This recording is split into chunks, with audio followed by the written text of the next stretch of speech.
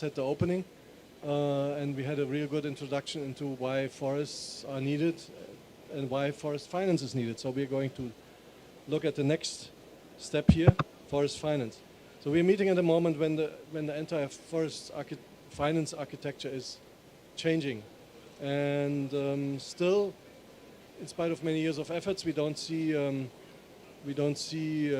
much happening on the ground. We see basically that forests get 1% of the finance that they should be getting, and but they offer 20% of global mitigation.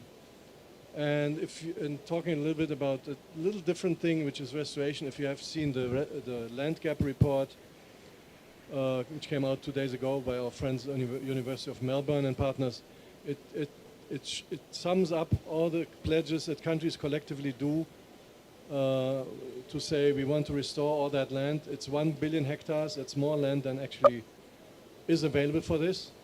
So we know that pledges are fantasy. They need to be bolstered by actual action plans, roadmaps, as Minister said. And this is maybe a chance for us to discuss this a little bit. For more than a decade, REDD+ has been a flagship mechanism for tropical forest finance, but today we're seeing a lot of different mechanisms coming up, carbon markets, the TFFF. The problem with things like REDD+ and carbon markets is they are results-based and results-based payments. And we have a 2030 zero deforestation goal. It's maybe not really realistic anymore, but it's still a goal. And so once we have achieved this goal, these mechanisms will have a problem because they cannot pay for results because everything has been done already. So this is maybe the hour for the TFFF, the Tropical Forest Forever facility, launched now here at the COP and before it even started, and already 5.5 billion of finance have been pledged for it. Again, pledges are not the real thing, but it's a start, and particularly the TFFF needs to start with strong pledges. So the central question for us today is quite straightforward. Across public finance, carbon markets, new mechanisms, what are the real measurable changes that we see on the ground? What's working, what isn't, and what needs to change? So to answer that question, we have aligned a few eminent experts on the subject. We start with my colleague Beria Lemona. She's the team leader for climate change in CIFOR-ICRAF with a keynote presentation. Then we have 2 recorded messages. Actually, we start with Ludwig, no? We start with 1 recorded message, then Lemona, and then we have Ludwig Liagre who is going to talk first. He's also CIFOR-ICRAF working in our Luxembourg outfit.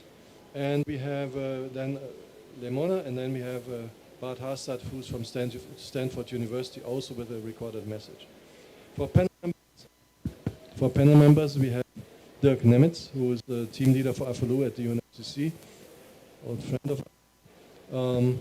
And we had 2 more names, Sara Ferrer Olivella from UNDP and Andre Rodriguez Aquino from TFFF Secretariat.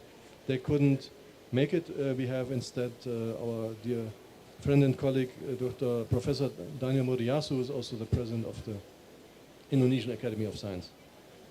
So let's jump into it. Vani, the talk for Ludwig, by Ludwig, please.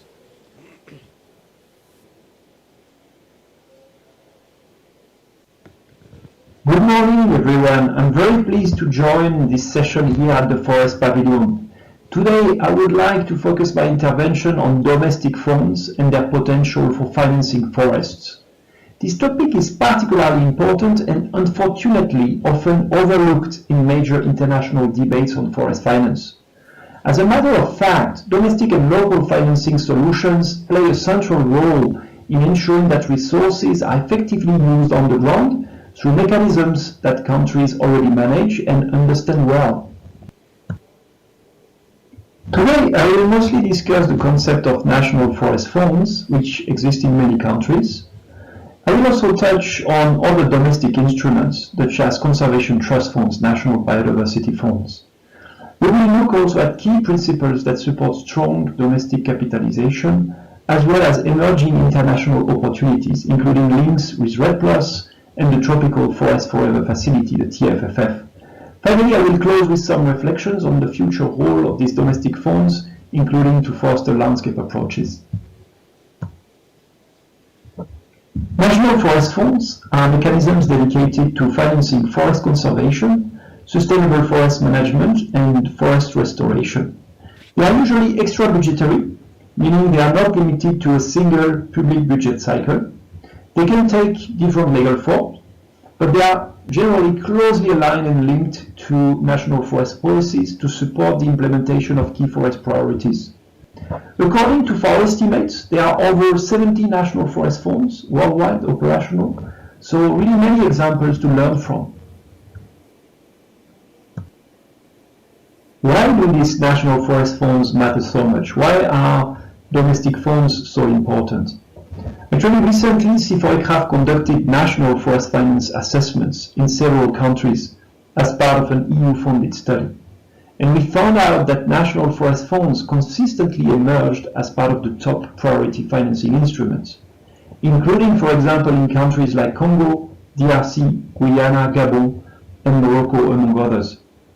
However, in most of these situations, NFFs require further operational strengthening and support, especially in terms of governance, transparency, and their ability to mobilize diverse sources of domestic, international, public, and private finance. Despite these challenges, it's very clear their potential is high. They can channel funds effectively at national and local levels, and estimates show that they already manage more than $10 billion globally. One of the key issues is that the literature on national forest funds is very limited. Beyond a few publications from organizations like GIZ or FAO and some academic work, information is still very scarce. There is a strong need to deepen knowledge, share experiences, and better understand how these funds can reach their full potential. In addition to national forest funds, many countries have conservation trust funds, which often take the form of private, non-governmental national foundations. These funds are widely recognized for their high level of trust, thanks to an open governance that includes civil society, the private sector, and government representatives together. There are more than 60 biodiversity and conservation trust funds worldwide, with very well documented best practices. For example, thanks to the Conservation Finance Alliance, but also through networks like the African Network of Environmental Funds, CAFE, and the Red Light Network in Latin America and the Caribbean. Thanks to these knowledge-sharing alliances and networks, we now dispose of a rich source of learning for these domestic funds design and operationalization. Domestic capitalization mechanisms for these funds are well established and generally rely on two major principles. The first one is the polluter or degrader pays principle, including instruments like carbon taxes, oil taxes, biodiversity offsets, and fines for deforestation or environmental violations. The second one is the beneficiary pays principle, drawing on revenues from sectors that directly benefit from healthy forests, such as wild fees, ecotourism charges, and payments for ecosystem services. Two strong examples, among others, from domestic funds relying on those two principles for their capitalization include the Forest Financing Fund, FONAFIFO, in Costa Rica, which is funded mostly through a mix of an oil tax, revenues, and water fees, but also the Vietnamese National Forest Fund, which capitalizes mainly through contributions from sectors benefiting strongly from forest services, such as hydropower, where healthy upstream forests help avoid sedimentation and maintain energy yields, and ecotourism revenues, among other financing streams for the UNFF. There are also very important international capitalization opportunities for domestic funds, and one of them is clearly REDD+. For example, in Côte d'Ivoire, the National Conservation Trust Fund, the Foundation for Parks and Reserves, is currently managing REDD+ fund.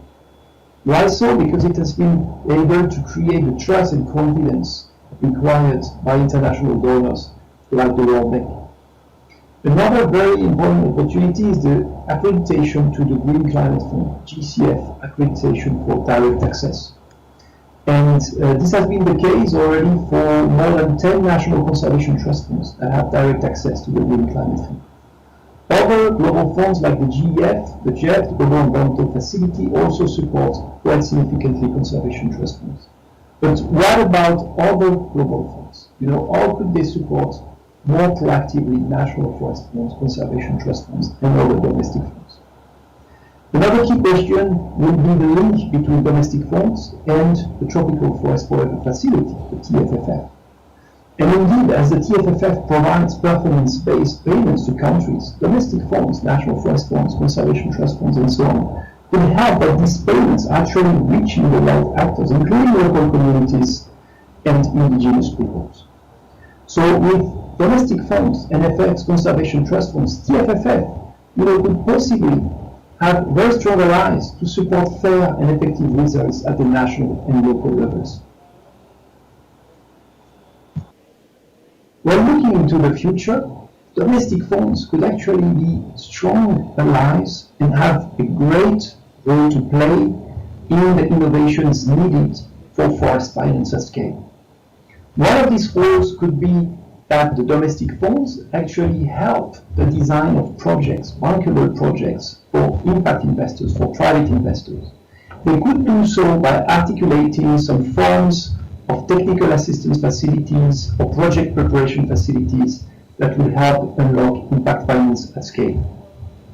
Secondly, they could also play a very important role in the coordination between different types of locally led finance solutions. That includes national climate funds, PES funds, and other types of agri funds, rural development funds, and so on. So in this situation, forest funds, domestic forest funds, and conservation trust funds could be strong allies of a landscape approach. A landscape approach where forests would be well preserved, conserved, restored, and managed. And with that, I'd like to thank you very much for your attention, and I wish you a great continuation in this important discussion. Thank you very much. Thank you. Ludwig, he's not here, it was recorded. We go straight to the next presentation. Beria Lemona, the team leader for climate change in CIFOR-ICRAF.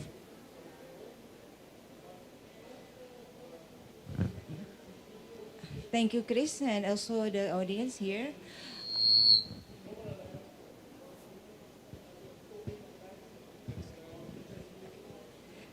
Yes, thank you. May I have the presentation? So today I would like to share some of experiences in Indonesia, especially on how the research-based payment and ecological fiscal transfer are being applied, especially at the subnational level, at the province and district level. As mentioned by the previous presenter, there are problems in allocating the funds. There are indeed national funds available for climate and forest, but the issue of allocations as well as how the subnational access those national funds may require another work and also consideration. So result-based payment, as we know, it is payment based on emissions reduction required as the one of the criteria for receiving the payment, and ecological fiscal transfer in this case is also a fiscal mechanism to ensure there are ecological indicators that can be accomplished within a certain jurisdiction. And as we know that there are some issue why subnational level has difficulties in assessing such national level funds. I could see that there are a couple of problems here, like for example, the local government, indeed, they are the one who bear the conservation costs. And in this case, for sure that they will be the one that require more fund and support in conducting any conservation actions in their municipalities.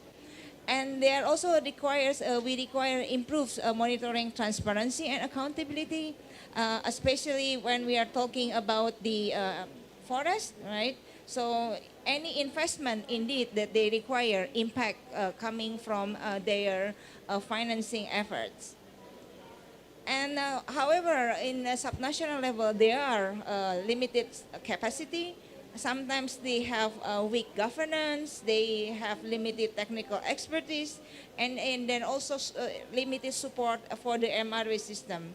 In addition to that, when we are talking about national to subnational, indeed that there are required responsibility and coordination.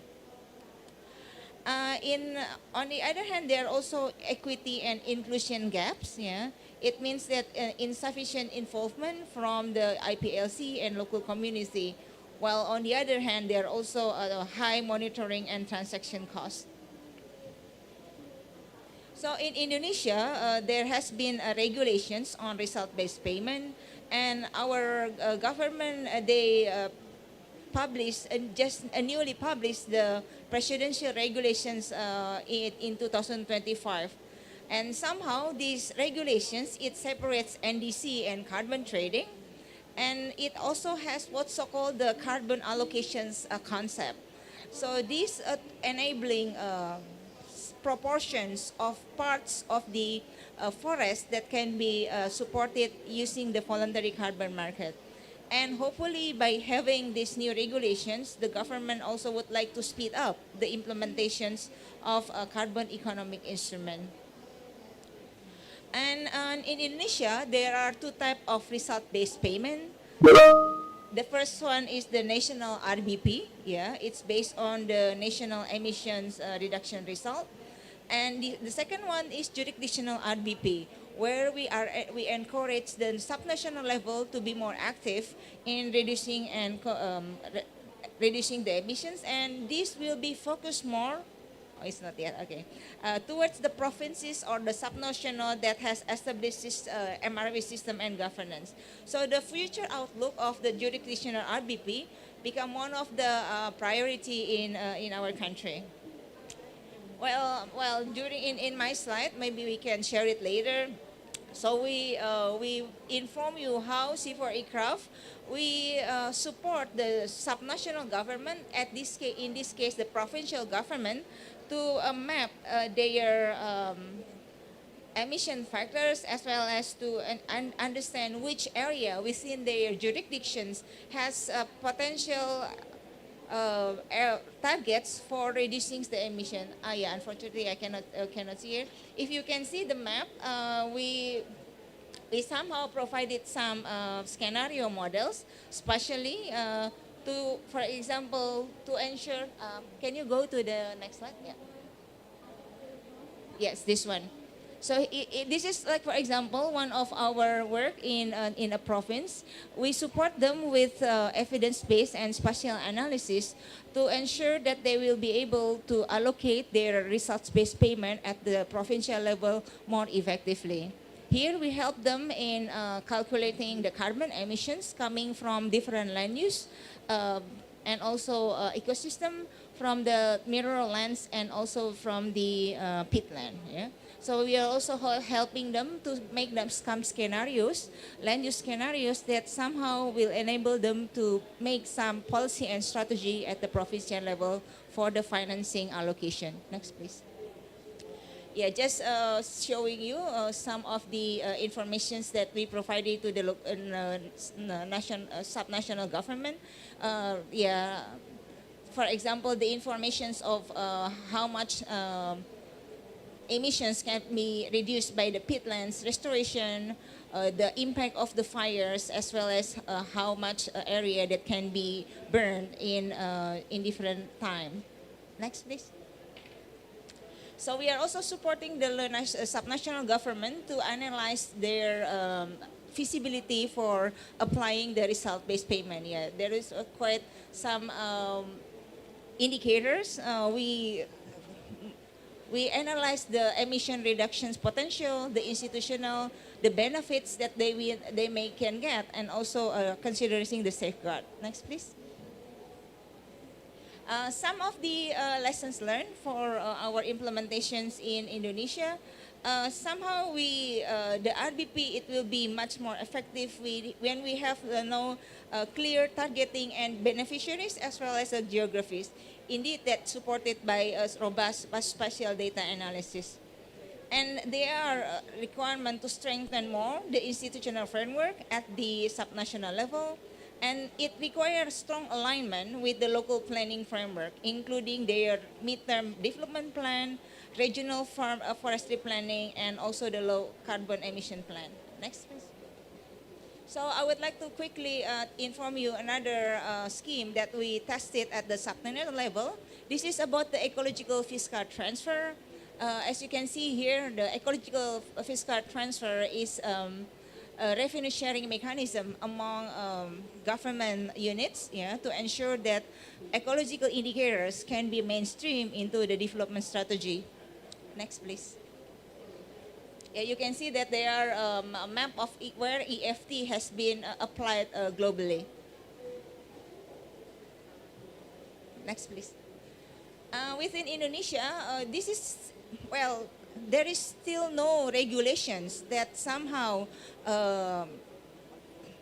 regulate the EFT at the national level. So mostly of the EFT are being regulated through the willingness of political will from the subnational government.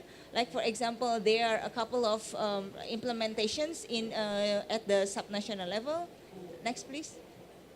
And here we are helping the North Luwu district government to ensure that agroforestry system, as we consider that agroforestry can somehow become the bridging between the conservation and production, to be acknowledged as one of the ecological fiscal indicator at the village level. So here we support the local government to put some indicators of agroforestry restorations as well as conservation as part of them to allocate what's so-called the village fund. Yeah, this links to our other agenda, which is the sustainable commodity on cacao. Yeah, here in this particular district, so the angle is like how to ensure the conservations can be supported by good agriculture practices on cacao, as well as good ecosystem service provided by the cacao agroforestry. Next, please. Yeah, this is one of the example of our work there. All the indicators of the ecological fiscal transfer are being defined together with the local government, and also with the private sector, as well as the CSO that are having the intentions for the conservations in that district. Yeah, next please. Well, a couple of reflections for what we have done. Similar to what has been mentioned by Ludwig in his previous presentation, that the requirement on the coordinated design components, especially about integrated landscape finance, rather than using only single component when we are discussing about financing allocation. And indeed, that targeting only a single instrument may not be sufficient to effectively achieve a different multiple landscape objective.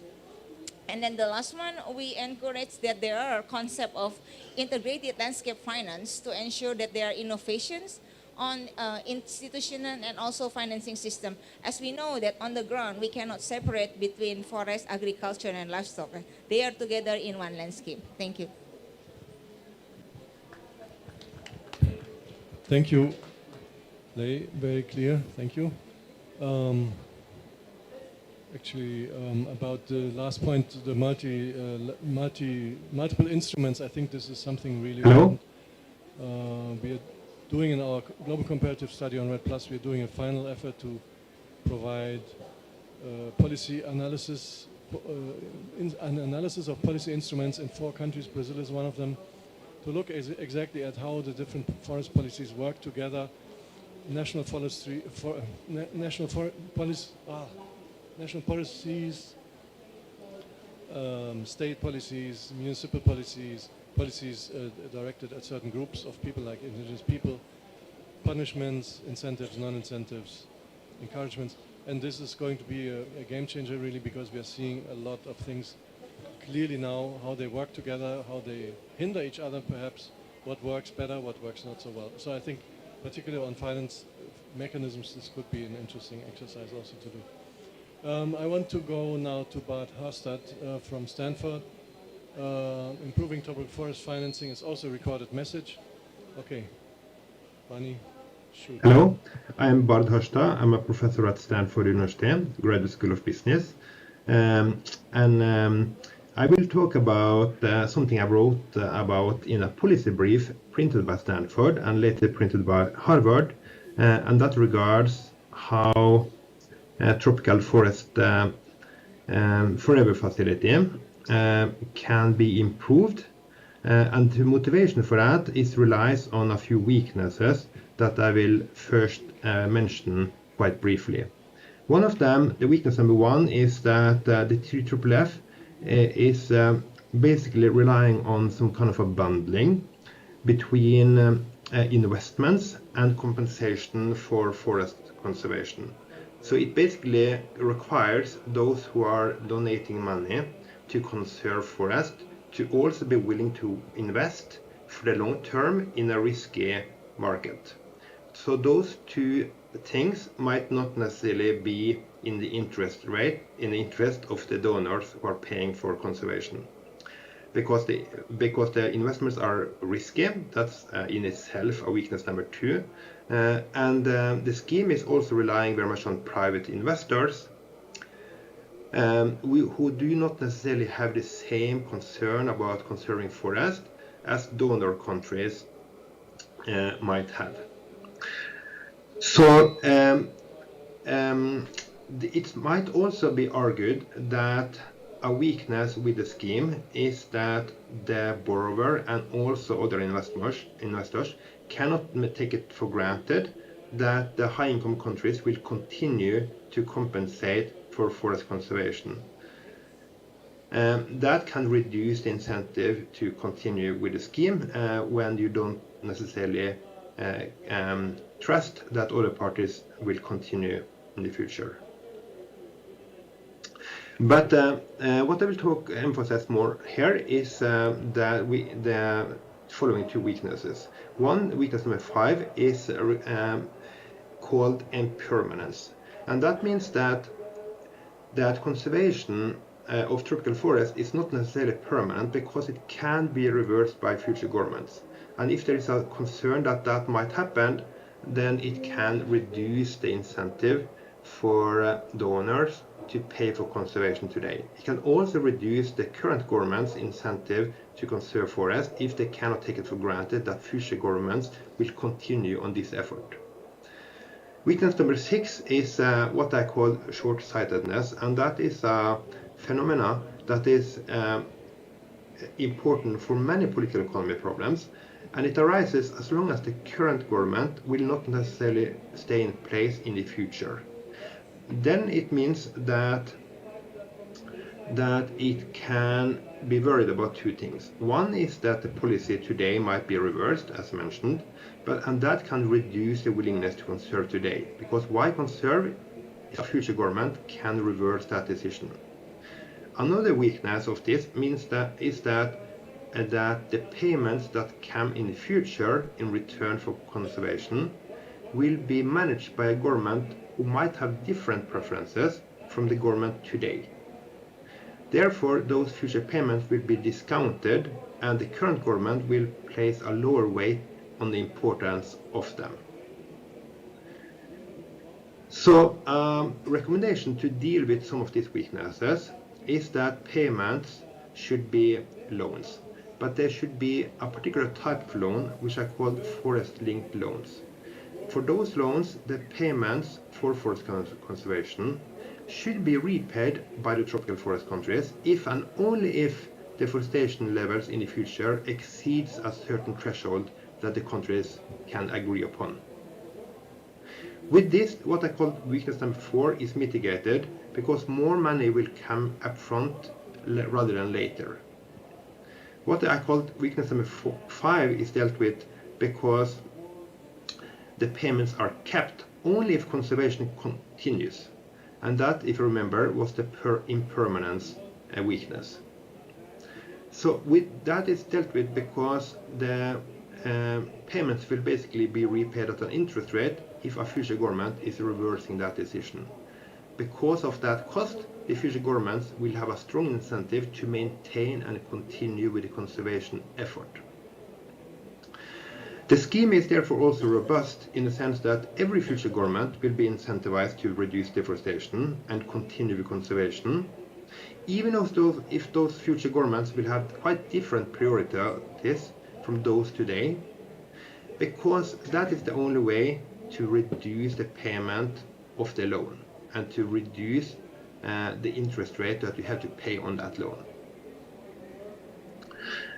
So what I called weakness number 6 is now turned into an asset. So what was that? That was related to the turnover of policymakers.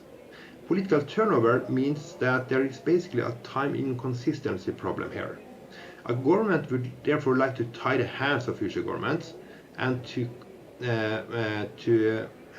make sure that they are going to continue with conservation. But in general, it's very difficult for government to tie the hands of future governments. By accepting a loan that must be repaid if and only if deforestation levels are high, the current government will ensure that future governments will not have an interest in overexploiting the resource, because then it will be expensive in that it must be repaying the loan at a high interest rate. This possibility to tie the hands of future governments is typically beneficial for an incumbent today, and therefore more can be conserved per dollar if payments are given as a forest-linked loan instead of as grants. And this is especially true when the turnover of policy makers is frequent, in the sense that the incumbent today cannot take it for granted that it will stay in power in the future. So similarly, you can think that the so-called debt for nature swaps can be improved upon, because these swaps should ideally not forgive the loan in return for conservation, but it should postpone and forgive the repayment of the loan today in return for conservation. But it should be maintained in the sense that if future deforestation levels increases, then the debt is still there and it must be repaid by a future government. In this way, you will maintain incentives to conserve also for the future. So we can use math and simulations to calculate how valuable it is to conserve forest with a forest-linked loan. To do this, I rely on a model by Giuliano Asensio and José Schenkman, Brazilian economist, who have calculated how costly it is to conserve forest with grants such as TFFF. In the same model, I can allow for the turnover of policymakers, and I can show that the cost of conserving forest is between 1/3 and 1/5 of the cost when you conserve with grants. That means that you can conserve 3 to 5 times as much forest for every dollar that you spend if you used forest-linked loans instead of grants or TFFF.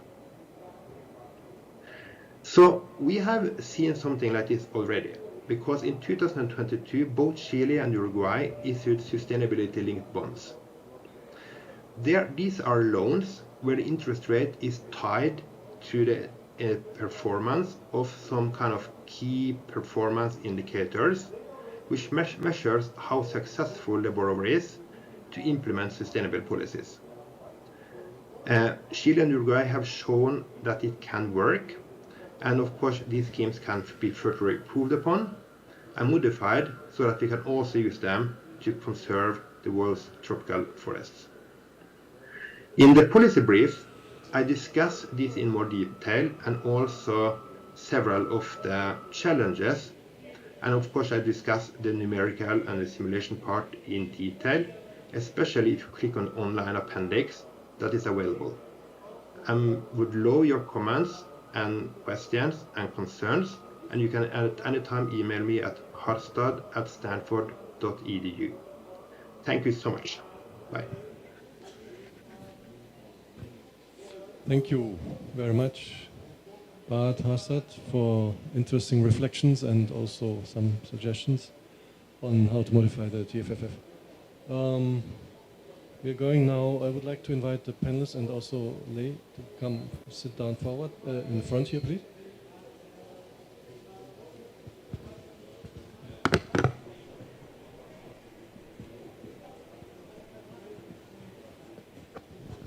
Okay.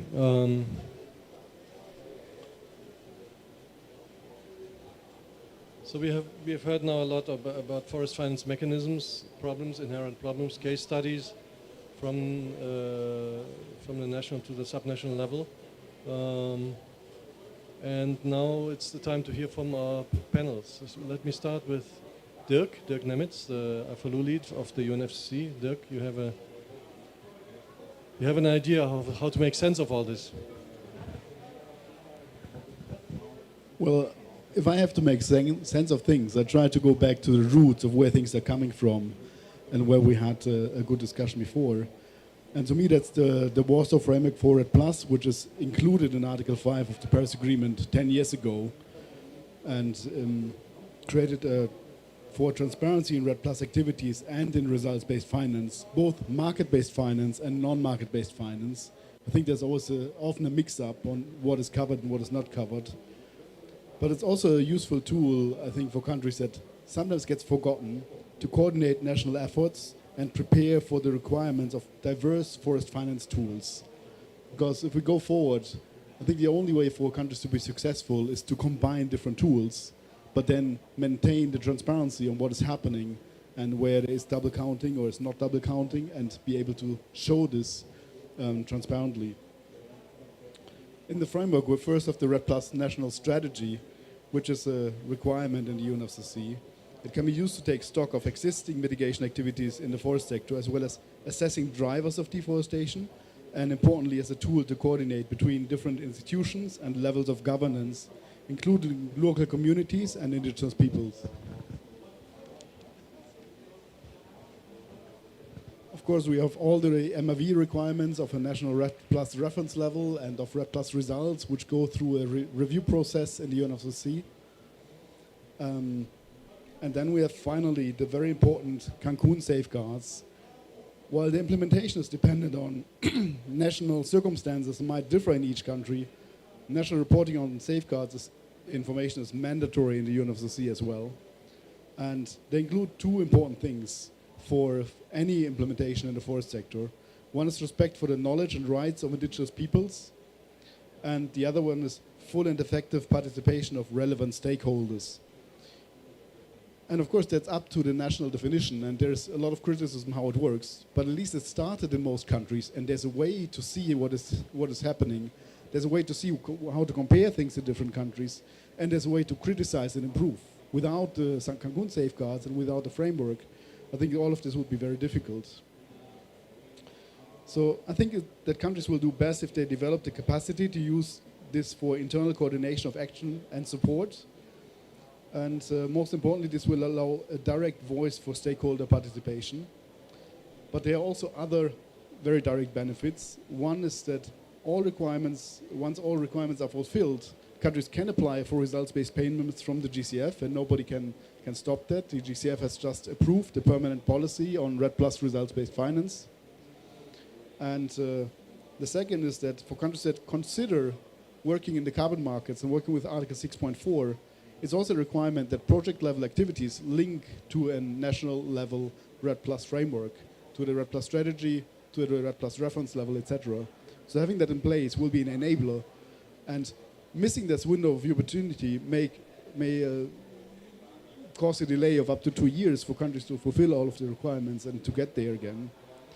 And I think both are financial sources that are very interesting for countries, and at least partially will benefit, will pay for the results, but will also, to some extent, benefit forest-dependent communities. Thank you. Thank you. Thanks very much. So you mentioned market and non-market approaches. We were talking a lot about market approaches, How do you see non-market approaches in this context? Are they going to have? Do they have to grow? Are they growing already?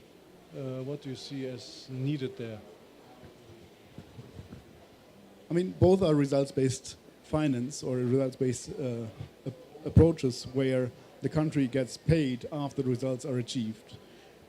The non-market-based approaches are without a transfer of any carbon rights, in my understanding, right? And both need the RED Plus framework in place. Non-market-based approaches to me is something like the Green Climate Fund. It's usually not paying for a lot, but if it can be stabilized, I think it pays for enough to keep the institutions running and then be able to look into other options like the market-based approaches.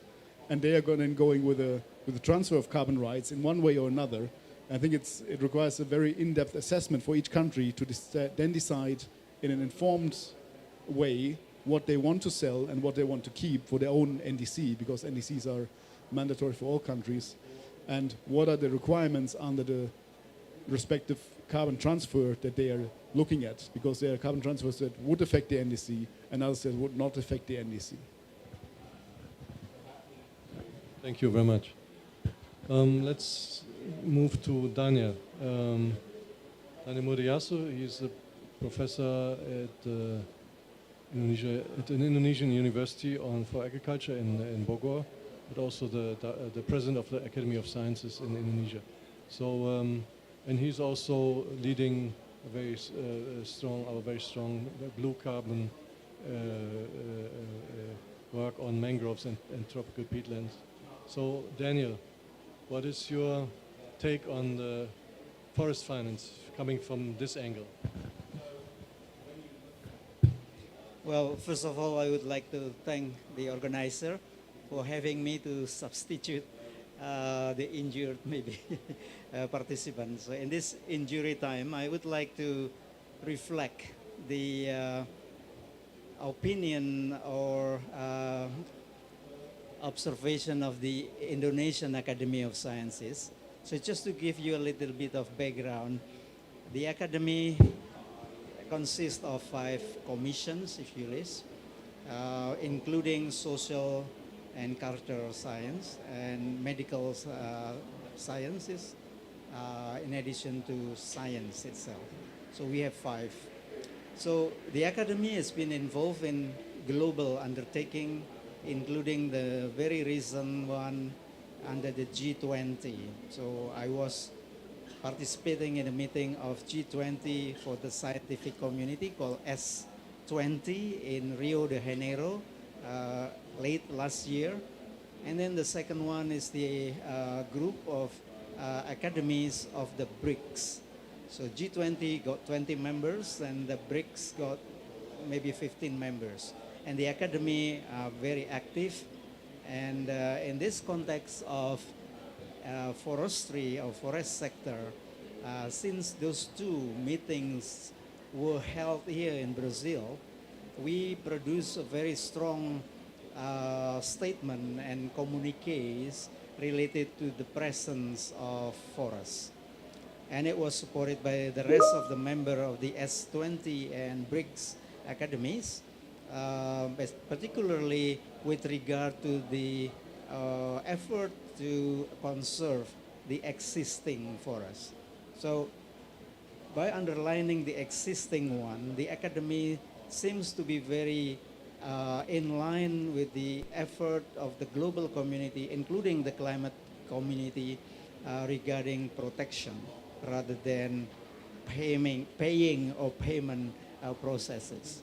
So some individuals are very, I would say, rather critical about payment, investment, finance when you are trying to conserve forests. So the impression, and it is reflected in the statements and communique, is that it sounds like these countries owing tropical forests should be selling quote-unquote forests. Are you going to sell this? Something like that. Especially from those with social science background and those who are working with local community and indigenous people. So in the context of social aspect of forests, the academy is trying to respond very recently, since it was only last week, the announcement of the TFFF, which is very much in line with the academy's kind of thought in the last two statement and communiques presented in G20 and BRICS summit.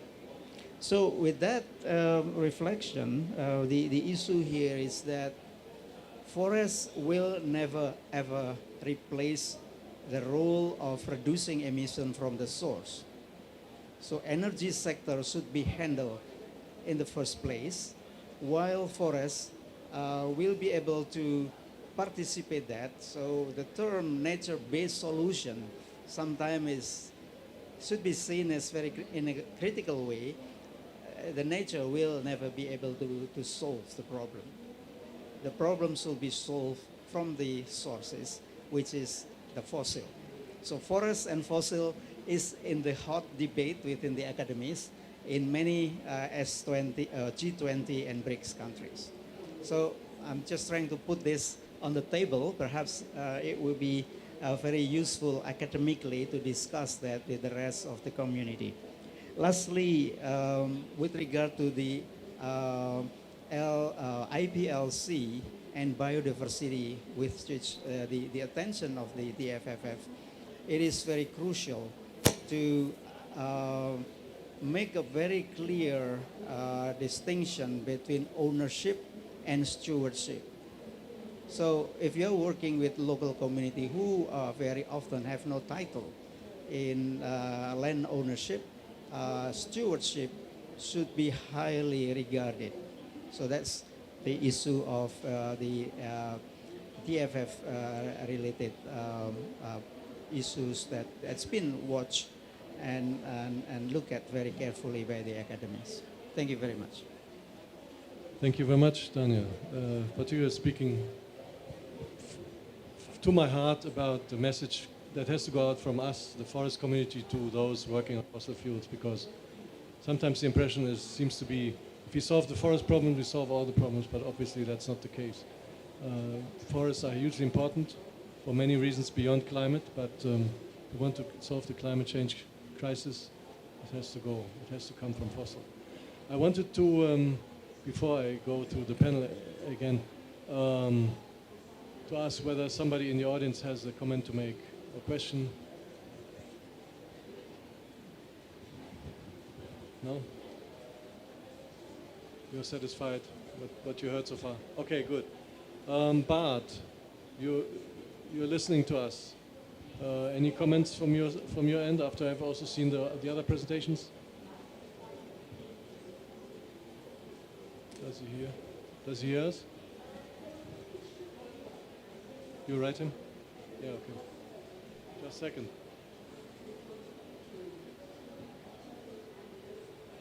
Maybe while he collects his thoughts, Lei, you could take the floor. Yeah, I guess this is also important what Pak Daniel has mentioned. Yeah, I can hear you. It's a little bit delayed. I enjoy a lot following these presentations, and I learn a lot.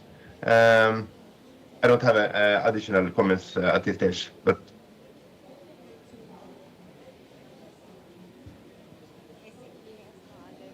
Oh, he has no other comments. Okay, I didn't understand it fully. Okay, Lei, back to you. Yes, I guess it's coming back to Pak Daniel's point on monetizations of ecosystem services and forests. It has been a while. However, also I would like to pick up their points that we need to start from the roots, right? And then why these financing forests are coming up into the surveys? Because actually there is no funds. There is no enough incentive for people to protect forests. Not even incentive, but the efforts to protect a forest itself, the operational cost, right? It's kind of lacking. That's why the issue of PES and then also forest financing come up to the surveys. For sure that to some extent there are some, there's also some debates in evaluations of forests, right? The way to see it as commodifications of monetizing, rather than also it requires to really translate the informations to the policy and also the strategy, right? Because indeed that we don't want to end up with paying for the nature, but again, it will be important to know some figures when government wants to allocate, especially from the operational perspective. That's how I can see that, because somehow, yeah, indeed that it requires certain resources to ensure something, some efforts are to be maintained for forest conservation as well as restorations. That may be a bit additional. Okay, thank you very much. Let's wrap this up by giving everybody on the panel 1 minute to say something about what is your most important next step that has to happen in this context of forest finance, in your view. Let's start with Daniel and come backwards. Yeah, I think we should be very clear in defining or understanding what we mean by nature-based solution. It should not be widely interpreted. I think as we go along all these pavilions, I heard many different interpretation about what NBS means. So I think we should be very clear about that. And I guess this community working on RED Plus and others related to forest and land use should be making a strong voice about the understanding of NBS. Thank you very much. Yes, very clear. Thank you. Dirk? Well, you will probably get tired of me saying that, but let's go back to the Warsaw Framework and Article 5 of the Paris Agreement, being very important in the context. It's very versatile to be adapted to natural circumstances, and I always like to emphasize it's the only one of its kind agreed at multilateral level. There's no comparable framework for any other sector in the UNFFF, and there's nothing comparable anywhere else on forests as far as I know. This is important for inclusivity, but also results in many options how different forest-related initiatives can be coordinated together with RED Plus efforts. And there's no doubt that there are synergies between and overlaps between adaptation, mitigation, and biodiversity in the forest sector. And what I currently see is that there's an increasing effort for countries to monitor all of the different funds and options that come up. There's TFFF, there's carbon markets, there's the Green Climate Fund, there's biodiversity credits, there's direct conservation funding, there's adaptation funding. I could go on and on and on. And all of them are only paying out small amounts. So you spend a lot of time as a country to monitor what's going on and a little time to really receive the money and spend the money. And what we like to do at the UNFFC is to create a community where countries can directly talk to each other more and learn about benefits of different options and how things can be combined and what is effectively working and what is not. And this is especially important since the global stocktake recognized the importance of enhanced efforts towards halting and reversing deforestation and forest degradation by 2030 in their decision 2 years ago. So we are therefore using the existing RED Plus web platform to bring users together virtually more strongly. We're starting this year. But we also organize regional and global meetings and create new knowledge products, infographics, and webinars to help countries. Thank you. Oh, you have more? Sorry, I had to. Okay. And in case you would like to learn more about this, we have a side event on this specifically, because I don't want to take the whole meeting here for this, on Tuesday at 11. And of course, in case of any questions or the need for any support, the FOLU team in the UNFFC Secretariat is always very happy to help you. So please don't hesitate to reach out to us. Thank you. Thank you, Dirk. The start of a community of practice of forest finance, as it seems. Okay, I think we are in good hands with you. Yes, maybe just a short message. I would like to see somehow the forest finance communities can see beyond only sourcing. Yeah, so we are always thinking about where we can get more money and for the forest and the biodiversity and the climate. But the other issue is like the governance of the financing itself, right? Because we hear here and there saying like billions or millions funds are coming to the forest, but without forest governance, financing cannot be really implemented on the ground and accessed by the intended beneficiaries. Yeah, thank you. And Bart, online? Bart, you want to wrap it up from your end?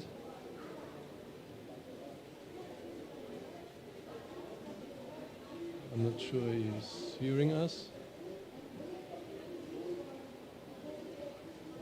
Mani, you're writing? Okay, just a second. Navigating the cyberspace. Huh? He's muted. You're muted. Sorry, it's so delayed because I don't hear on Teams, so I will not I will not interfere. Yeah, it's difficult for him. Yeah. Okay, so nothing from Bart, unfortunately. I think we had a very good analysis from him. I want to wrap this up. We are a little bit over time. Thank you for the hardcore audience that really stayed on. Thank you very much for this. I think we heard a lot of different things on forest finance, different approaches, different ideas. There is a lot of diversity out there, and that's a good thing. So more is to come, and we'll be back later. Yeah, Thank just in addition, Chris, so this session will be podcasted, yeah, so it will be podcasted online, so it will be available for further. Thank you, everyone. Thank you. Okay, thanks Thank you, Dick. everybody. So if you don't Thanks mind, can I- thanks the panelists and the palestrants.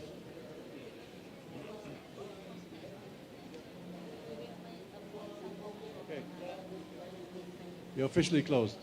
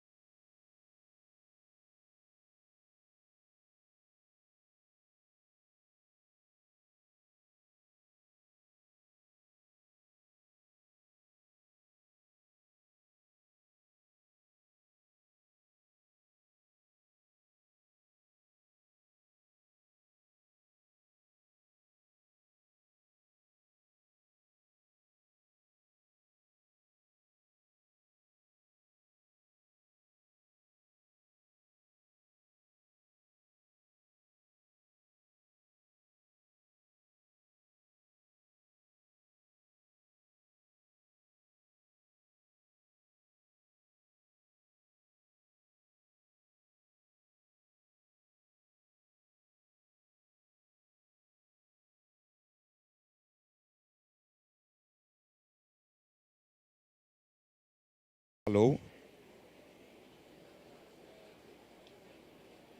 Alô?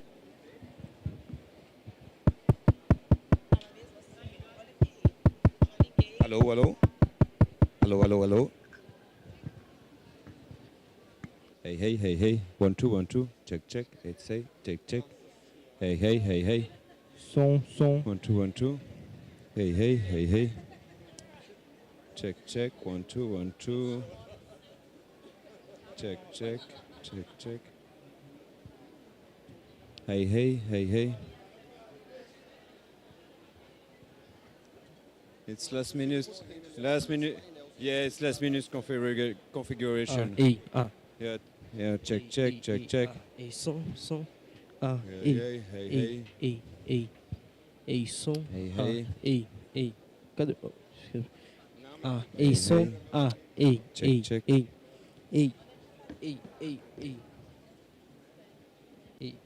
Som. All right. Hello, hello. Som. Oi? Não. Just a second. Saturday afternoon, Eu só early sei do motor afternoon, aqui. complicated. Peraí, Alô? som. Opa. Tava mutado. Som. Beleza? Pronto. Boa tarde. Very good afternoon to all of you. It's incredible to see this really packed room here because it's Saturday afternoon after a very intense week. So we really appreciate having you here. So my name is André Aquino. I work for the Ministry of Environment and Climate Change of Brazil. And I have been heading the Secretariat of the Tropical Forest Forever facility, along with my colleagues here and the Brazilian Forest Service that is co-hosting the event with us. Garo is supposed to join us at any point, but he's meeting the minister now. So I will be moderating and actually opening the event. So, very briefly, today we are not here to talk about the TFFF, what it is, the basics. I think by now we have that covered. We gather here today to talk more about the next steps, the implementation of the TFFF. But of course, before doing that, we need to remind ourselves of the immense steps we have taken in the past week.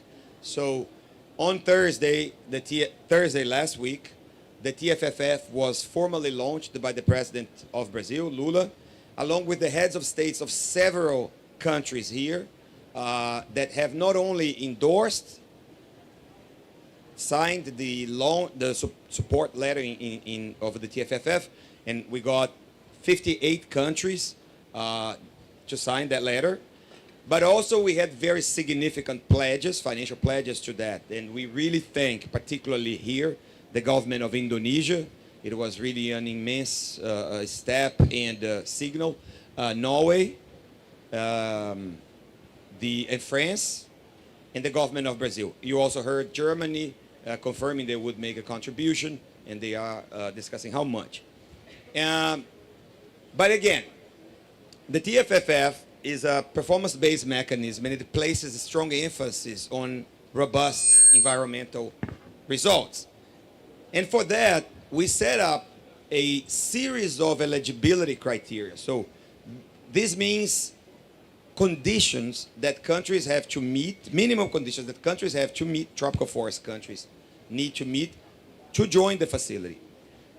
And we try to really reach a balance between being practical, building on systems that exist, building on national systems, and being robust. We hope we got somewhere between pragmatism and environmental integrity. And as we evolved the preparation of the design of the TFFF, which was done in a highly participatory manner, the conditions also kept raising, right? And particularly in the issues related to indigenous people and local communities, the bar was set very high. So for instance, countries are expected that within 1 year of joining the TFFF, They would facilitate the establishment of national level steering committees made up of indigenous people and local communities to make decisions about the allocation of the 20%. It's a tough call to do this. I mean, we keep talking about Colombia as a great example, Mesa de Concertación, but even maybe that needs still, because there's the issue of Afrodescendientes and all of that. So we know that there will be a lot of work to be done. And that's then what we are here to talk about today. I mean, how we build an ecosystem of partners supporting tropical forest countries to meet these eligibility criteria as soon as possible and join the TFFF. To be very honest, we built this a little bit in contraposition to RED Plus and RED Readiness. We really want it to be very different from RED Readiness in the sense that it should be something lean, it should be low transaction costs, it should be really country-led, tropical forest countries-led, and not led by World Bank or the other agencies. And as much as possible, building on programs that exist. We do not want to go crazy raising money for readiness. That's not the idea. Several of the issues that are required by the TFFF are things all countries are already working on through UNRED or FCPF or bilateral agreements, right? MRV. It's not very different. So it's building on this. So I will not take more time, but ask our panelists. Actually, we should have already had them join us here. So, Claudia Ortiz from the UNDP, please. Come sit.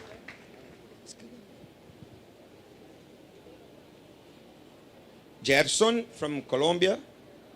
I saw him. Please, Gerson. Ben. Malasi from the Democratic Republic of Congo. Just this morning, we signed an MOU between DRC and Brazil. So our ties keep getting closer and closer. And Haruni. Yes, sir. That's the first panel, and I'll pass the floor to Felipe. Thank you so much. I would like to thank you for the panelists to be here. We'll do a short presentation about the platform, and then we'll discuss with these great panelists about the idea. And the idea today is an invitation for us to think about the platform. Before I start, why this platform matters, why it's important to have a TFFF access platform. The World Bank will not be able to provide technical assistance to countries. And as Andres said, the TFFF is anchored in a series of eligibility criteria. So the idea of the platform today is to create an environment where we can avoid different interpretations of TFFF. We want to avoid duplication of efforts. We want to avoid waste of resources, and we want to enable participation across the globe. So we have a short presentation before I pass the word for our friends. So, as you're familiar with TFFF, we have at least 10 key eligibility criteria that goes from MRV, the monitoring of forests, to IP and LC's requirements, to grievance and redress requirements, but also transparency across the public accounts. The idea of this platform is to help countries to access and be prepared to be eligible to TFFF across all those requirements. And the idea is to facilitate this access, giving to countries an opportunity to address all the gaps in only one platform and access partners that will be able to deliver. The platform will just provide a very light TA. The idea is that we have a group of partners, and some of them are building with us this together, and we'll share today also some ideas on how we could provide solutions to the countries. We have some principles that we are bringing to this platform, right? The first one is to cooperation, is partnerships. The second one is to provide also a light management, right? We don't want to create a heavy infrastructure. Also, we want to enable countries to have the ownership and to select the partners and to select and help us to validate what are the gaps with the country experts and leaders within these that we need to drive the process inside the platform. The platform will not drive the process, but countries will drive their own journey across the TFFF. Fourth, impartiality, right? We'll be neutral and enabled, and we'll need to work to address the TFF requirements, right? We'll need to address what is already given from the concept note and then from the operationals manual that is under development. Finally, we have the transparency and expand demand alignment, right? These should be driven by the demand of the countries to reach the gaps of the platform. And the idea of the platform is to help countries to navigate through the journey of being prepared for that. So the first point is exactly to understand what is the situation of each country. Across those 10 eligibility criteria that I shared, which are the ones that each country is more advanced? Which are the ones that we need to build from the beginning? Which are the ones that the countries are ready to be eligible? And the idea is to use all technology available to do this as fast as we can, but also having a very close validation with country experts to be able to define very well those gaps. Then, given that we have this gap analysis for each country will decide and define what we are calling the solution packages, right? The solution packages exactly packages of programs, initiatives that will help countries to address the eligibility criteria, and today some partners will share some ideas around what those packages could be. And then the platform will help countries to navigate during the implementation, right? The platform will make sure that we don't have different interpretations of the TFFF requirements. The platform aims to exactly avoid that institutions and governments go in different directions, right? Where each one has their own interpretation of the TFFF. And when they think to be ready and we will need to exchange and send those documents to the TFF Secretariat, we expect to streamline, and hopefully our desire that we'll be able to build a group of information and documents where it's almost ready to the TFF Secretariat to assess and check. And for these, we'll need to make sure that although this platform will be completely independent, funded independently, we will need to establish a relationship with the TFF Secretariat exactly to make sure that the interpretation of the criteria is the same across the different countries. And now I would like to pass the word for our colleagues of UNDP that will share a little bit their perspective. This is an initiative that has been led with the support with the Brazilian government, and UNDP and Systemic are positioned as operational partners. I will invite today representatives also of the GATC. We are inviting the GATC to be part of this group, exactly for us to be able to create this very important partnership to drive the implementation. I would like to share that last week was a very important week for everybody that has been working day and night for making TFFF a success. We achieved a very important milestone, but now I'm already anxious to the next step, right? We didn't have a lot of time to enjoy the launch. We are very, very concerned now to keep this momentum, right? To keep the energy and to start keep this global movement where we make TFFF like a symbol for forest protection and engagement of the global south to assume the protagonism across the tropical belt. Thank you. Now I will pass to Claudia to share a little bit some words. Thank you very much, Felipe, and thank you, Andre, for organizing and for your remarks.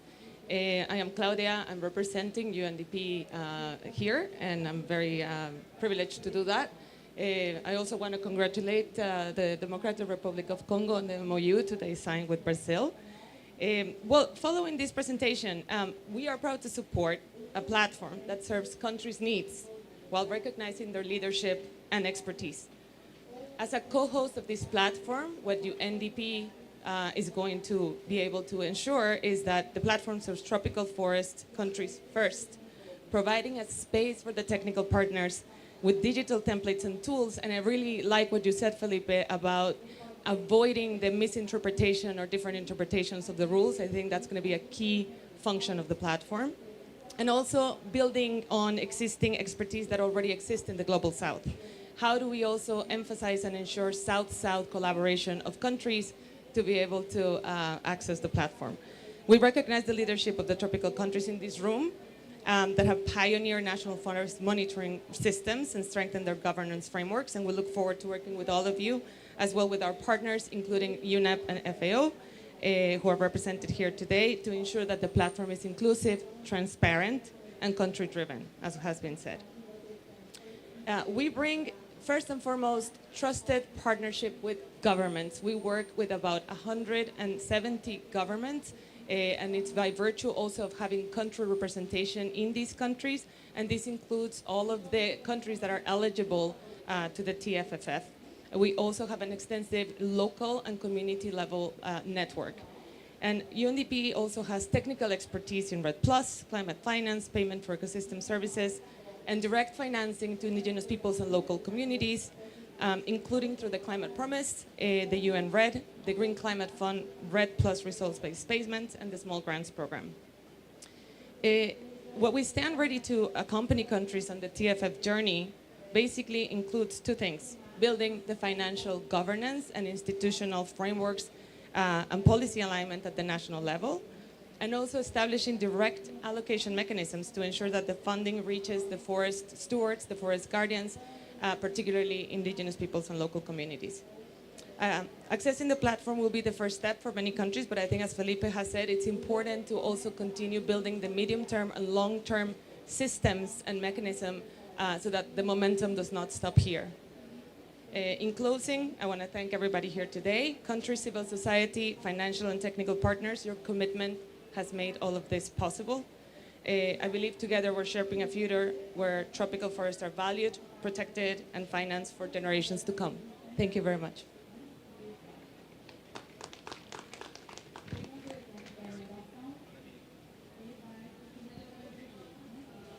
Okay, very good. We have a, let's do this directly. Now we have the country experiences. I mean, they're a little bit what they expect from the platform. So, Malassi. Thank you very much, Andre. Thank you for the invitation. As was said in the beginning, my name is Malassi.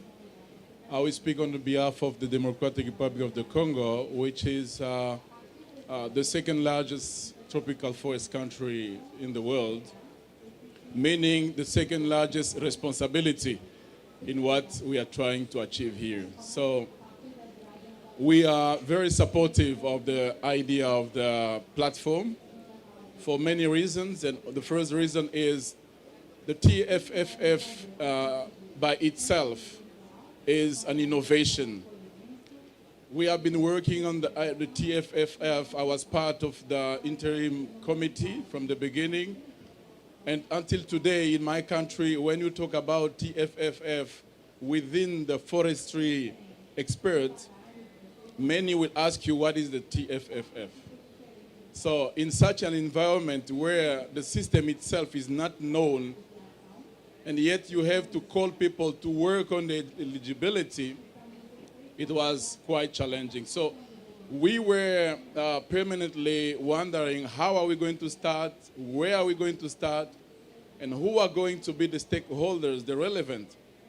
You know, many times when you ask the question to the wrong person, then you got the wrong answer, and it compromises the remaining agenda. So we support the idea of the platform very strongly, but what we can recommend, as far as it will be possible, to develop also alternative means of supporting, not to remain only digital, but to also come to the ground. You know, you are asking us to protect our forest. Protection of forests means also no work across the forest.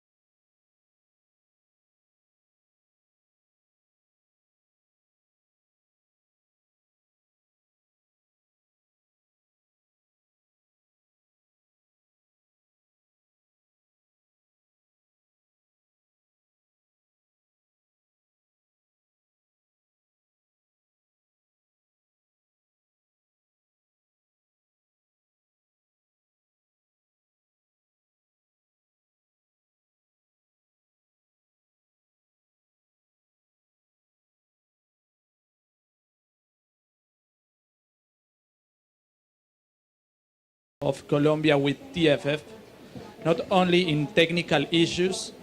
We asked and proposed to the Brazilian government the need to support the countries that Professor Malassi, thanks for your ideas, talk about.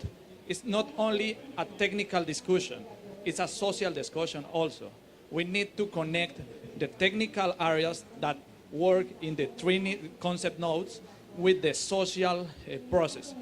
We want the experience to discuss in the OTCA, the mechanisms to organize or to complex to you the countries in the Amazon region. And we first discuss the political level, second the technical level, and third the social level, not in order. We need to cross all the areas that listen. We have a very big challenge is to listen indigenous people, Afro-descendant peoples, and farmers or communities or local communities people. And it's not an easier work, it's a very hard and strong, because all the communities has different platforms, yes? Our indigenous people has a national mechanisms that is Mesa Permanente de Concertación. It's in Spanish, sorry, I don't know how it's in English. And at the Amazon region, we have an indigenous people platform, yes? This is the big challenge for us. We need to connect both and connect with the technical issues about the TFFF. And also, we have the Afro-descendant organizations at national level, and also in the Pacific region and in the Amazon region, some other local communities. Also, we have the farmers or the rural people that also are living in forest. Then, for that reason, Colombia, thanks to Brazilian government to listen and to improve UNDP, the platform, but also, like said my colleague, it's necessary not only technical aspect. We need to improve that a dialogue with put the strategies, because TFFF has allocation especially for the indigenous people and local communities, but our communities has different ideas of the forest. We try to develop the economy and economy about the forest and biodiversity, and also restoration the areas that we lost by deforestation. We have to talk about with the different stakeholders and try to connect the livelihoods plans with our ideas or challenges in the government with the forest and try to contain the deforestation. Yes, it's a big challenge because you know that TFFF penalized the deforestation, and we need to focus on how maintain the forest like the main idea. In this reason, obviously, we want to promote the development of forest economy, that the forest, maintain the forest is important for the communities, but they need resources. In that idea, we planned open dialogue. Our colleagues of Brazil were in Colombia to listen our communities, to put the ideas in the third concept note. And well, we hope that also thinking in the technical issues, the TFFF could support the monitoring, reporting, and verification national system to improve the capacity of the local communities to monitoring the forest, but to put the knowledge in the order to the monitoring national system. It's other challenges that from Colombia, it's very important. We have also agree with the alternative form of support. We also have the same problem that the connect, that the far areas in the Amazon region, the forests don't have roads on. The roads could be a problem to deforestation, but we need to put on the table to use the platform to open dialogues, to discuss strategies, and also to develop what happened after the launch of the TFFF. TFFF is a big opportunity to mobilize resources. I think that many resources, but we need to have a plan to how distribute with all benefits of the forest area. Thank you so much.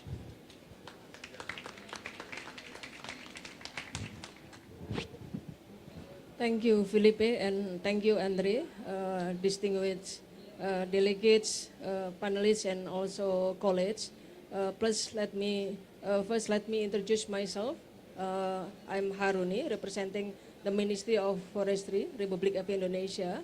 And first of all, we would like to congratulate again for Brazil for make the launch of Tropical Forest Forever facility, and thanks for bringing us together today.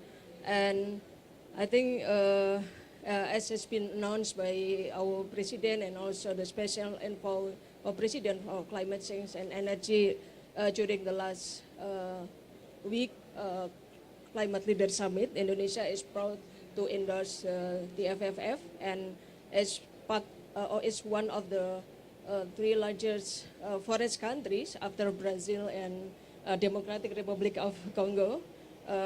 Is also is part of the interim steering committee. We are honored to have played a critical role in the designing of the TFFF, and our support reflects the Indonesia commitment, strong commitment to achieving the Indonesia Follow Net Sink 2030 targets. And in our second NDC is also put that the forestry sector play a key role to help achieve our targets and the climate ambitions. As a forest country, Indonesia welcomes for the large-scale, predictable and long-term annual payments for conserving our tropical forests, and this mechanism will complement the result-based payments from REPAs, from bilateral or multilateral mechanism through green climate funds. And we welcome the launch of country access platform that has been introduced by Philip today to provide the additional support for tropical forest countries to access the TFFF. And we appreciate the principle of the platform, and hopefully that will be efficient and transparent. And we welcome the country-driven process where support respond to our needs. And of course, we also welcome the leadership of the countries throughout the process to access the TFFF and sovereignty and use of fund. We welcome the opportunity to use our existing monitoring system and programs to also to channel the funds, including the direct payments for indigenous people and local communities. We also welcome to learn more on the platform and also experience from other tropical forest country as well, including DRC and Colombia, to enhance cooperations through the global south. And I think the expertise that has been built is already in the countries, like in Indonesia. And of course, in this opportunity, we would like to thank the UNDP, government of Brazil, and Systemic maybe in designing the mechanism of the FFF country access platform that can accelerate countries' readiness to access the facility. And we look forward to working together with the platform and with its partner to accelerate the access to the FFF. And together we can ensure that tropical forests will remain standing and forever for climate, for biodiversity, and for communities. Thank you. Thank you. Thank you so much, Bu Haruni. Thank you, Jefferson. Thank you, Malasi. You can come back. Just a few words, and we'll have the second part of the event. We'll put more chairs here. I'd like also to mention the presence of our National Secretary, the Deputy Minister for Controlling Deforestation, Andre Lima, who's been also with us in this journey here. You see, it's very interesting because so far the TFFF has been this global conversation. Now you see somebody like Andre Lima, you will be seeing him much more because now we talk about the forest. Because I want to clarify one point that you made, Malasi. This is about we don't like the word readiness because it sounds like readiness, and so but the preparation. This is about meeting the eligibility criteria. It's not about controlling deforestation. It's not about fire management. It's not about community development. This is your national policies, programs. This is not what this is about. This is about, we are talking about 4 pillars, no? The MRV, remember that there are like minimum technical conditions. FAO, they have done an assessment. This is something we need to share about PNG, Indonesia,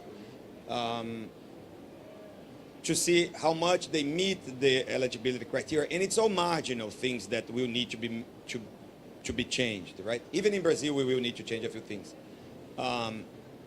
MRV, use of payments. Bu Haruni talked about this. This to me is the most exciting, complicated, super slow.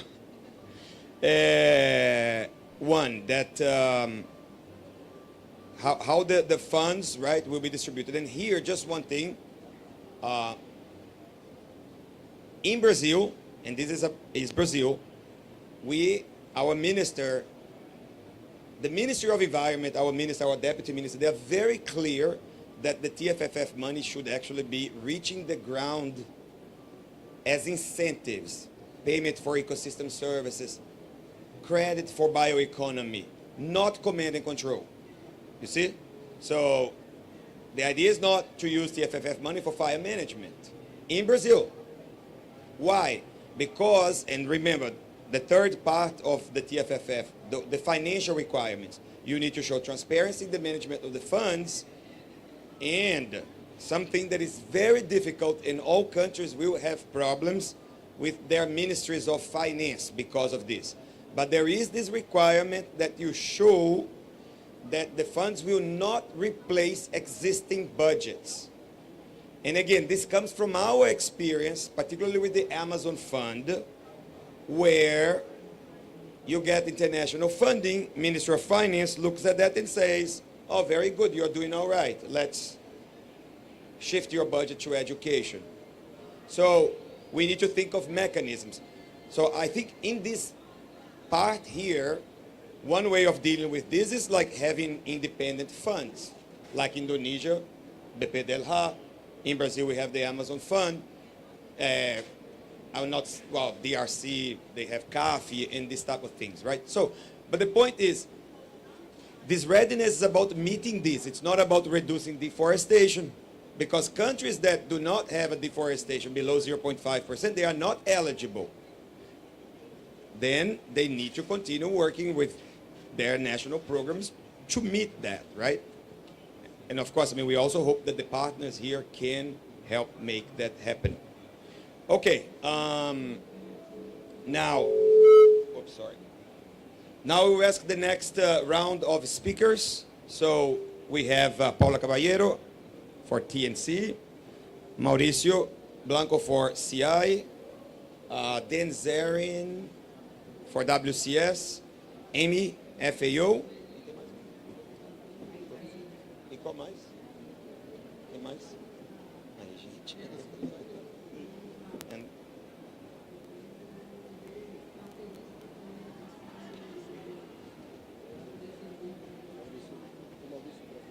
And WWF, yeah, the Mauricio, yeah, here, there.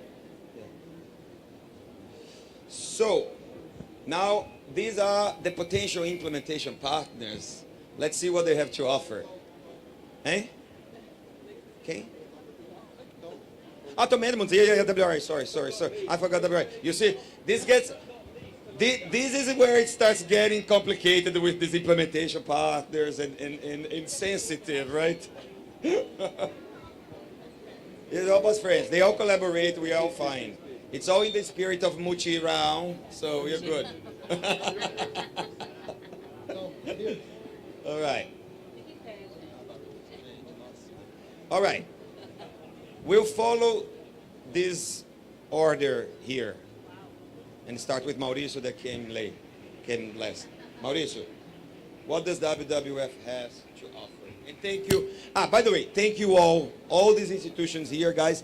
They played a significant role in making the TFFF a reality, right? Both technically and politically. So, thank you. Oops, sorry. Thank you, André. I'm super happy to be here. I am super happy with the announcement last week. So I'd like first to congratulate André, as the Brazilian government for the achievement. I really think it's a landmark moment for climate, for finance, for tropical forest, and congratulate all the other countries and governments and NGOs and organizations that have put a lot of energy into the first sprint of development of TFFF. And what makes me more happy and excited is that the real and the good work starts now, which has to do with this platform. And I think this is the best part of the work, which is working together with different governments. We have a long list of tropical countries in the world where we can work with to develop, as André was mentioning, this package of capacity and instruments and mechanisms to implement and to be eligible for TFFF. I think this will be a super fun.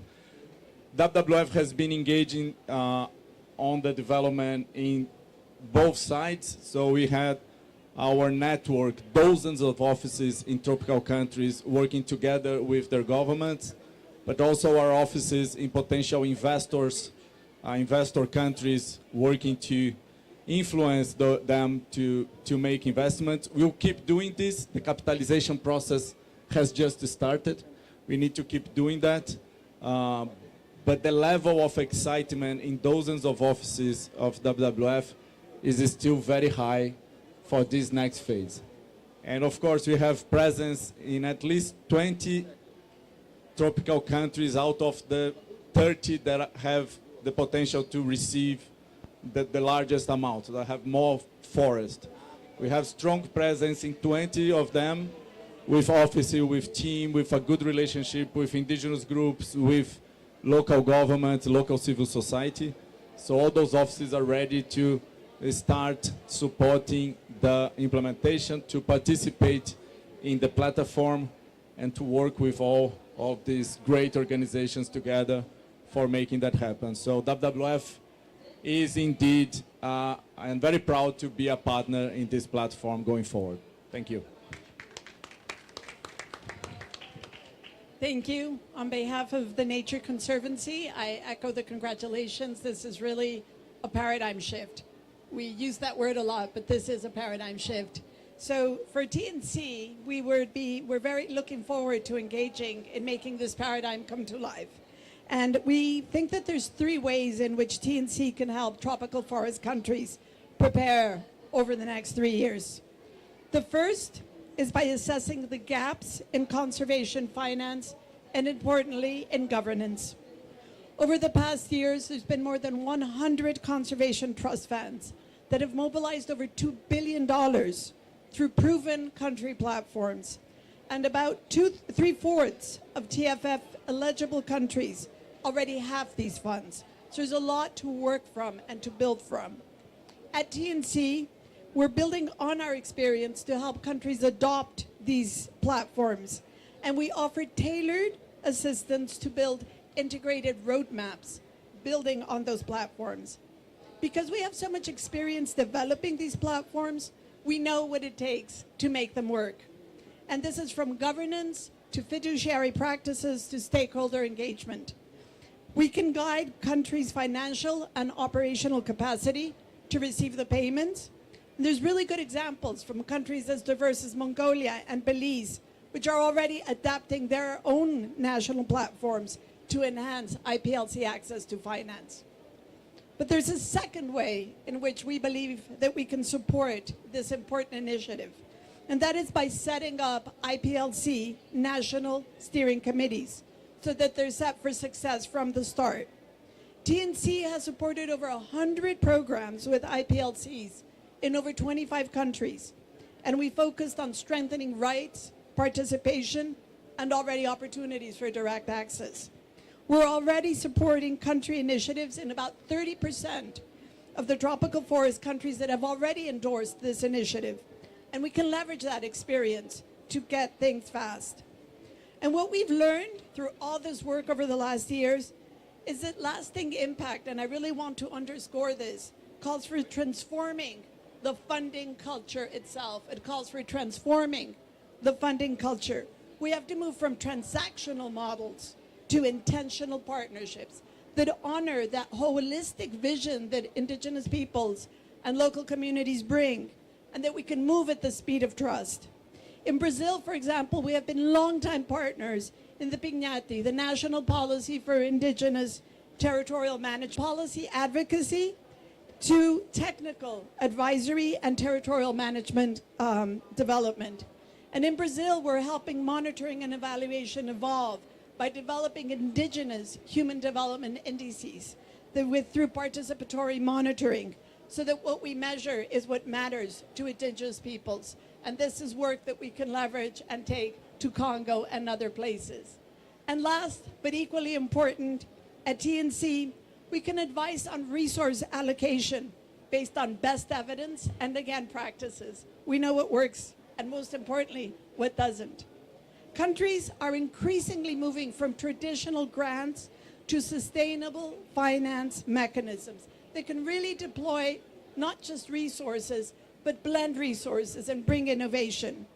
And so we want to leverage the knowledge and the strong relationships that we have built up, both with indigenous groups as well as with governments, to support the design of forest payment plans in the countries where there is a presence. And this will allow us to showcase the power of innovative finance, because this is also about bringing innovation to the table. Tourism fees and taxes, existing country programs for payment for ecosystem services. There's already over 550 of those programs that have already mobilized over $40 billion. And there's more direct granting mechanisms we also have experience with. But there's room for improvement.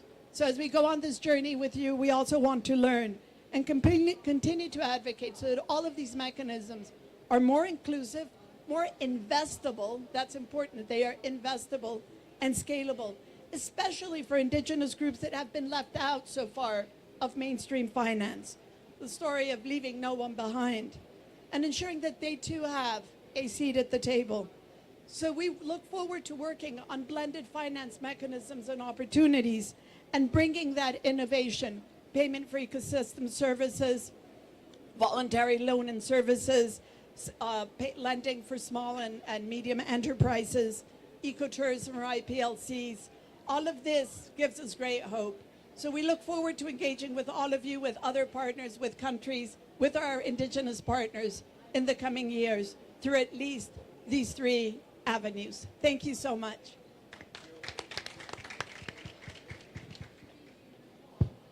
Okay, good afternoon. My name is Mauricio Bianco. I'm the other Mauricio here. So Mauricio from WWF, Mauricio from Conservation International. I just wanna, thank you, Andre, for inviting us. We're super proud as Conservation International being part of this construction.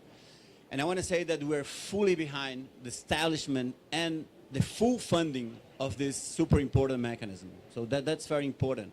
And of course, we celebrate all the commitments done by countries so far, and we encourage other countries coming together and increasing their commitments. This is very important. And I would say that this probably is the main permanent, predictable, and long-term mechanism to fund nature. So this is very, very important. But it's also important to say that this mechanism, it contributes and complements other ones, like carbon markets, like, for instance, debt swaps, all the efforts done by Forest and Climate Leaders Partnership, the FCLP. Also the one which is very important, which is the Forest Tenure Funders Group, which is a $1.8 billion fund directly to indigenous people. So all of them should be complementing if we want to close the huge gap of nature-based solutions. So we are totally on top of making this as a complementary instrument.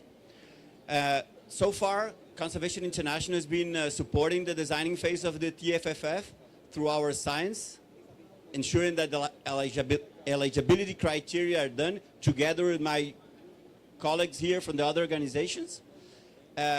Also other different aspects of technical aspects, but also on engaging tropical forest countries where we have the relation with, and also sponsor countries. So this has been so far our support.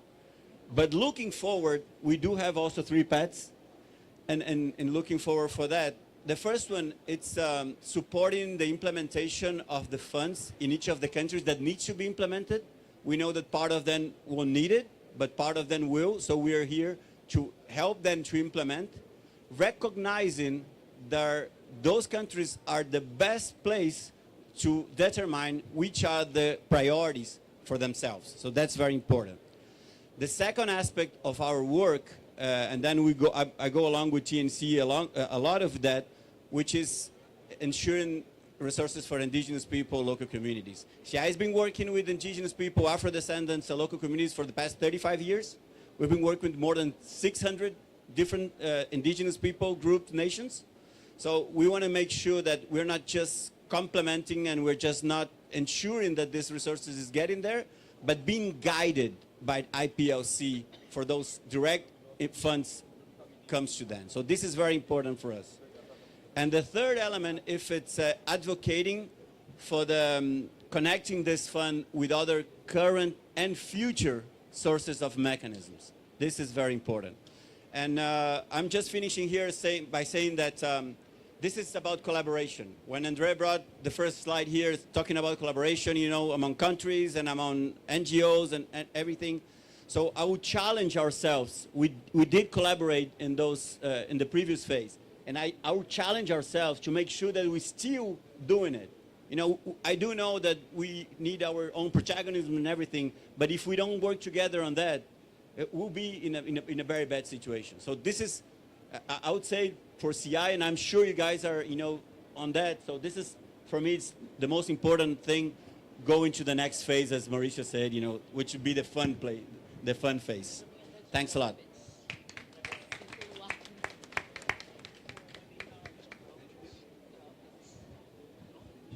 Thanks very much. These are kind of tough acts to follow. It's a real privilege to be here. I do want to extend congratulations on behalf of WCS to colleagues from Brazil and other countries that have really led us to this moment. We talk a lot about the challenges and what needs to happen next, but let's be clear, these are good problems to have, right? And we're in a good place thanks to the leadership that has already been here in this room. The organizations on this stage, I want to echo a little bit what Mauricio has said, have actually been utilized pretty effectively and worked pretty well together in supporting the TFFF up to this point. And I think we can continue to do that. We can build on that, work together. We're not all the same. We have different strengths. We have different niches we can help to fill. And we're recognizing that. Countries that we work in recognize that. And that's, I think, what we need to really play to make the contribution that's available to us. I lead a forest and climate change program at the Wildlife Conservation Society. We've had the opportunity to provide technical assistance in support of the TFFF for over 2 years, since really before it was announced in Dubai. That's continuing. Our CEO was really pleased to have the opportunity to speak about our organizational support of the TFFF at an event that President Lula hosted at the UN General Assembly in September. We're a global conservation organization with about 3,000 staff working on site-level conservation in over 50 countries around the world. In addition, the other part of the organization runs the New York Zoos and Aquarium, so that when you visit there, you can be exposed to that part of the organization. Now, 42 of the countries that we've been working in for many, many years are on the list of those that are potentially eligible participants in the TFFF. Every one of these countries is different. Everyone is distinct opportunities, distinct challenges. And I think what's one of the parts of the TFFF that is really speaks to its potential is the recognition that every place is different and that we have to work in each country, with each country, as André said earlier, country-led, specific to building from where the country is now, right? Our capacity in WCS to serve as a technical partner to these countries for TFF Ascension is really very consistent with what's already been laid out by the platform across all of the core criteria.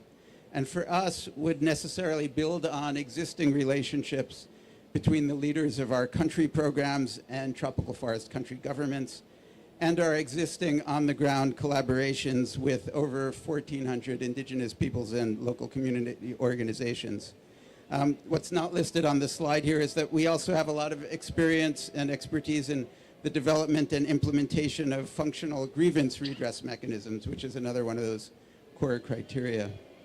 Now, we're an implementation-focused organization. We're not an advocacy organization in the countries we work in. We collaborate with governments. In that context, we tend to be responsive to what host country governments ask us to do. So we're most likely to emerge as technical partners with governments that are already keen to join the TFFF. But of course, we can also help brief countries that are interested but not get committed. I want to end by saying that WCS is actually very committed to the places that we work. We work in places for the long term. In most of the relevant countries, these 42 countries, we've been a present, active engagement partner on conservation with governments for decades, including in countries that present governance challenges and face ongoing conflicts. We're in these countries, we're planning to stay, and we're keen to work with their governments to help make TFFF impactful and sustainable. Thank you.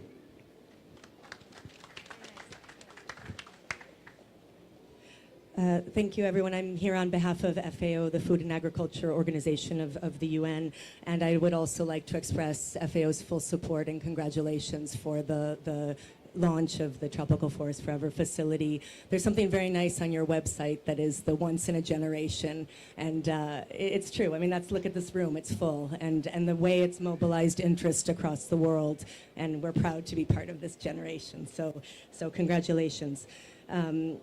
I also think it's important to stress that one of the great innovations is this contemplation of the full set of benefits that forests provide, including for agriculture. And that's also what's motivated FAO's interest in this, the cooling benefits, the rainfall regulation, the host of benefits that are also important for agricultural productivity and resilience. I'm here really on behalf of my colleagues in the National Forest Monitoring Team, who have a long history of supporting countries in national forest monitoring systems. And you can see on this slide a suite of open source solutions that countries have been using to strengthen national forest monitoring systems. And these can all be tailored to, whatever the use is and whatever the need is. And in fact, FAO has supported a few countries with the collection of TFFF compliant data since July of this year. And there's a photo of work in Indonesia actually on this. And it's clear, again, Andre really emphasized the importance of the national ownership and building on national systems already in place. One of the great outcomes of REDD+, in fact, is the existence of incredible national forest monitoring systems in many places. And so using that and building on that to be able to access the TFFF.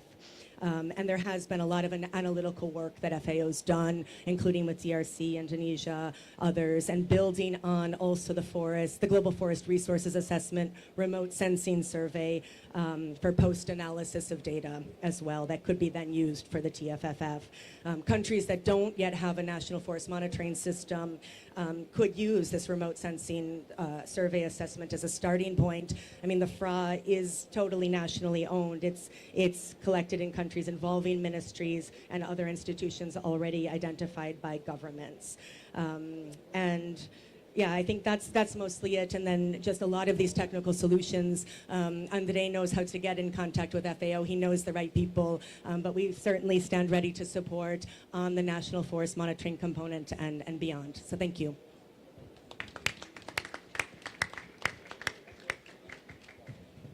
Hi there, Tom Owen Edmonds with WRI. I just want to start by saying this is an incredibly exciting moment. The Holy Grail really has been trying to put a price on the incredible value of intact rainforest. And up till now, all the international mechanisms have basically rewarded what I would term the baddies, the fast deforesters, and you're rewarded for reducing your rate of deforestation.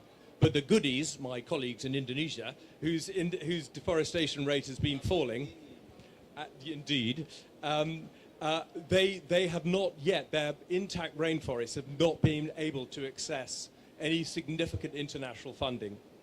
So Andre, this incredibly exciting moment, massive congratulations to you and your team. When I first met Andre, he didn't have a single grey hair on his beard. I think it's been quite a heavy lift. Congratulations, Brazil. And I'm not going to make any comments about grey hair or not with my colleague from Indonesia. Bu Haruni, incredible. We're all thrilled that Indonesia were one of the first signatories. We're thrilled you're on the steering committee. And for your commitment to TFFF, as we are with the colleagues from DRC and many others in the room. And like many others, I hope, especially the northern countries, will up their game a little bit. One that I'm quite familiar with, I hope will up its game a little bit and join our Norwegian colleagues in a very, very spectacular contribution. So on the WRI side, it goes without saying WRI massively support this. We're thrilled to be part of the country access program. We're very, very happy to be a technical partner and provide any advice that would be welcome. Particularly around forest monitoring, I think WRI with its Global Forest Watch, seen as a market leader in this area. Anything around forest monitoring, M&E generally, we'd be thrilled to contribute to that. Any technical advice around conservation, management, illegal activities, I think we also have expertise in that area. And also trying to take deforestation out of agricultural supply chains. So there's areas in which we'd be thrilled to contribute. But I did want to make one point.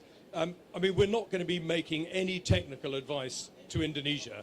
I'm rather hoping Indonesia will be making technical advice to the other countries. You are a market leader in this. The systems you put up over the last decade are amazing. And I think the vision for this, that it should be a South-South exchange, that the best practice should be shared amongst the amazing market leaders on the ground, amongst each other. And I think we should keep that as we're designing this. This should be a South-South support mechanism, much more than anything else. And if I may, can I just add end on a personal plea, a bit off the WRI script. As the international community, we are very fond of a handful of mistakes that we make time and time again. In fact, there's such good mistakes, we just repeat them every program we implement. So can we please try and avoid some of the big traps we always fall into? And I'm sure, Andre, I'm sure UNDP, I'm sure Systemic are all over this. Can we make it simple? Can we not have a 350-page guidance document? Let's not overcomplicate it. Second thing, please can we make it quick? Let's not spend a year doing something you can do in a month. This can be done quickly, and we should make sure it's done quickly. Thirdly, can we really delegate this time? Can we really delegate to host governments, and particularly to the IPLC? We're very fond of saying we're going to delegate, saying we're consulting, but it's basically handing the IPLC a document that we want them to say is tremendous. That is not delegation. Delegation is not giving an allocation and then telling the recipients at very great length how they should spend it. Let's give our partners 5 headlines. Please spend it on this. Knock yourselves out how you'd like to spend it. And lastly, can we not be blown off course? We're easily distracted by new shiny toys. We're easily distracted by the media, who will, of course, have a pop at us. I would say grow a backbone. If the odd newspaper has a pop at this, roar with laughter and carry on. Acknowledge any mistakes, but let's not be blown off course. This is a fantastic innovation, a really brilliant innovation. Let's stick to it, and let's, when we get criticism, let's recognize the mistakes and hammer home the successes that this program will bring, and I'm sure there'll be a very great many of those. Thank you. Thank you so much, Tom. I used to work with Tom in Indonesia, and our little bit of obsession about the Papua forests, and the big problem was always this one of low deforestation, right? So yes, the TFFF is about forest conservation. I'm seeing friends from Gabon arriving. The Guyanese were here. I want to actually just mention this, right? The focus of the TFFF has been on rewarding countries that conserved. Republic of Congo is here. So it's particularly Suriname, the low deforestation countries. Quite honestly, Brazil, we are eligible now. We would not be eligible a few years ago.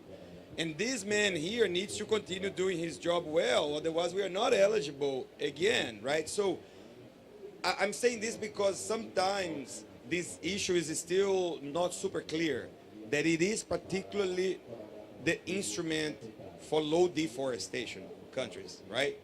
And just one more point on this. A lot of questions on the relation with REDD+ and carbon markets, right? We published a paper about this, but they are completely different mechanisms. No carbon talk in TFFF. Again, TFFF pays for different activities. It's conservation. REDD is reduced emissions, and a number of other differences. In essence, countries can do both, as Brazil does. We have the Amazon Fund, national level REDD+. States, including Pará, Acre, Tocantins, they are doing state-level jurisdictional programs. We have restoration projects throughout. That's a big thing we are and need to be doing, right? So this is another area where I think the platform can help countries. I think this whole the whole harmonization of the different financial instruments is a very exciting thing to work. What will REDD finance? versus what TFFF. Imagine if this is our problem. The problem of like, oh yeah, now I have TFFF and red money, where do I apply? This is a rich man's problem, rich woman's problem to have. We hope we hope we get that problem. But just to finalize, we are coming to an end here. You see, this is a set of partners. There are others. Again, the key thing here is that countries take the lead. So please, PNG, DRC, Indonesia, Mexico, exchange contacts, start talking to them. Because the more decentralized this is, I'll be honest, the more chaotic this is, the better it will be. Because we do not want to give power to one powerful institution that then controls all the contacts. That's not the idea. It's supposed to be sort of like a network type of organization, more organic, right? Just some sort of coordination so that we all speak the same language and remain focused. This is interesting. I like that because it's easy to get distracted. One last thing from my side, IPLCs. This needs completely different approaches and different way of doing things. I am very proud of what we achieved in building the TFFF on the mechanism of 20%, working with the Global Alliance for Territorial Communities. We set up a global steering committee also of several organizations from different parts of the world. And this work needs to continue. There is a lot to be figured out yet on the details of how this is going to work. But again, and this is, we really need them to be in the lead. They need to be leading how they want to do this, how to engage. And this is not easy and it's not quick. So the issue of timing is one here that we need to consider, right? I mean, it takes time. The problem, because it's always that problem, we need to sign the ERPA and the consultations haven't finished yet because we know this already and that's how it is, right? So we need to plan accordingly to that. So I think this is something, the good thing is we learned a lot and also the organizations, they have become way stronger. It's amazing what I have seen working on the TFFF and what I saw when we did Red Readiness, when I was involved in Red Readiness in DRC, and great. And then, and I really conclude now, the issue of collaboration, right? We all want to collaborate, but we know that there will be competition for funding. So it's the role of the countries to keep the partners in line. Don't let them fight among themselves, Malassi. And if they do, you put them in order, right? Because then we lose time.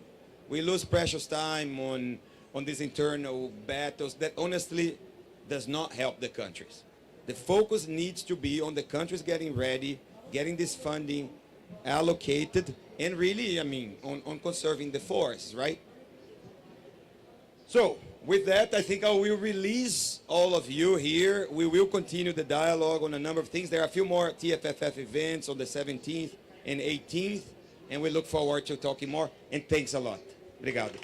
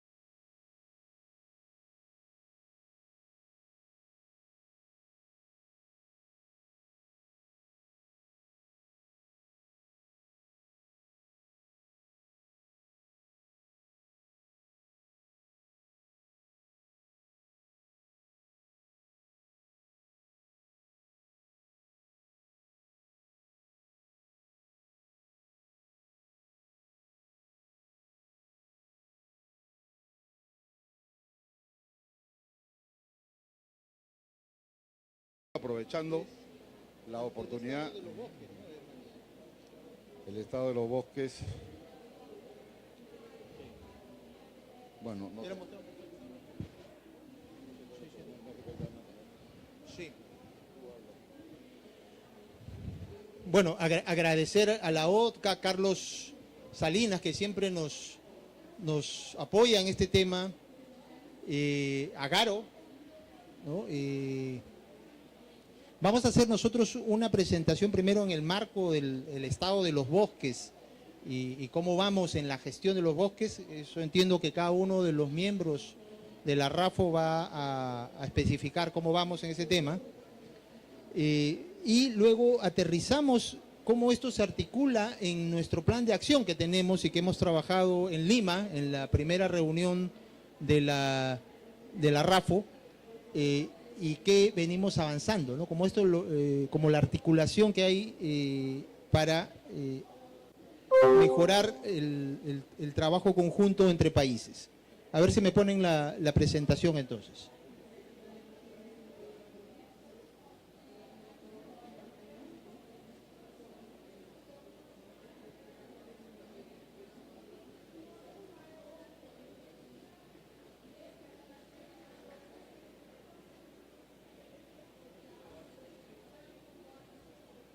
Sí.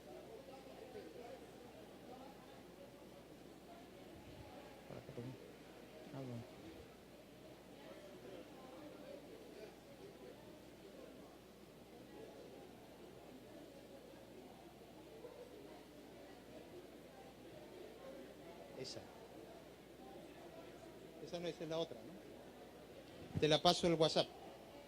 Pásale el WhatsApp, por favor. Tú la tienes, ¿no?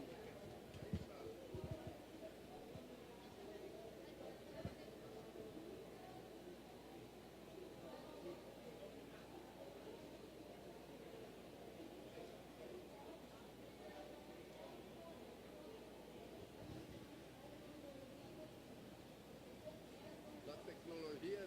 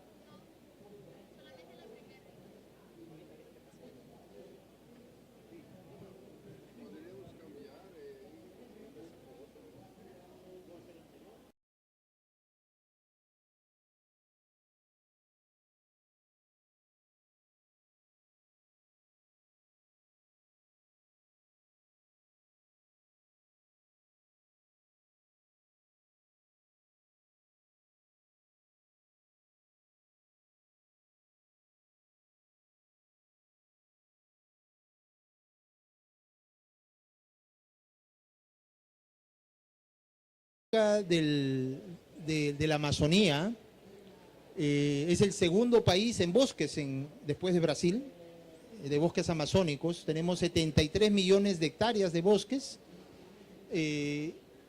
pero tenemos otro tipo de bosques, como te comentaba Garu, ¿no? Tenemos los bosques secos acá en la parte norte, tenemos manglares, pero tenemos bosques secos que son algarrobos y otras especies más xerofíticas. Tenemos pequeños bosques a lo largo de los Andes, que son bosques de altura, encima de los 3.000 metros sobre el nivel del mar. Y tenemos la gran Amazonía, que es casi el 95% de los bosques en el Perú, ¿no? Entre ellos está esta parte, este es Arequipa, aquí nace el Amazonas, en un nevado que genera un pequeño riachuelo que se llama Apacheta. Y ese Apacheta luego se va al río Apurímac, y luego se va al Ucayali. El Ucayali se junta con el Marañón y desde ahí nosotros le llamamos Amazonas. Para ustedes es el Solimoes, ¿no? Y ahí es donde nace y por donde se mide esa gran distancia del río Amazonas hacia lo largo, ¿no? En nuestra Amazonía está un poco despoblada respecto, casi el 70% de la población en el Perú vive en la costa. En la Amazonía solo vive 3.6 millones de personas.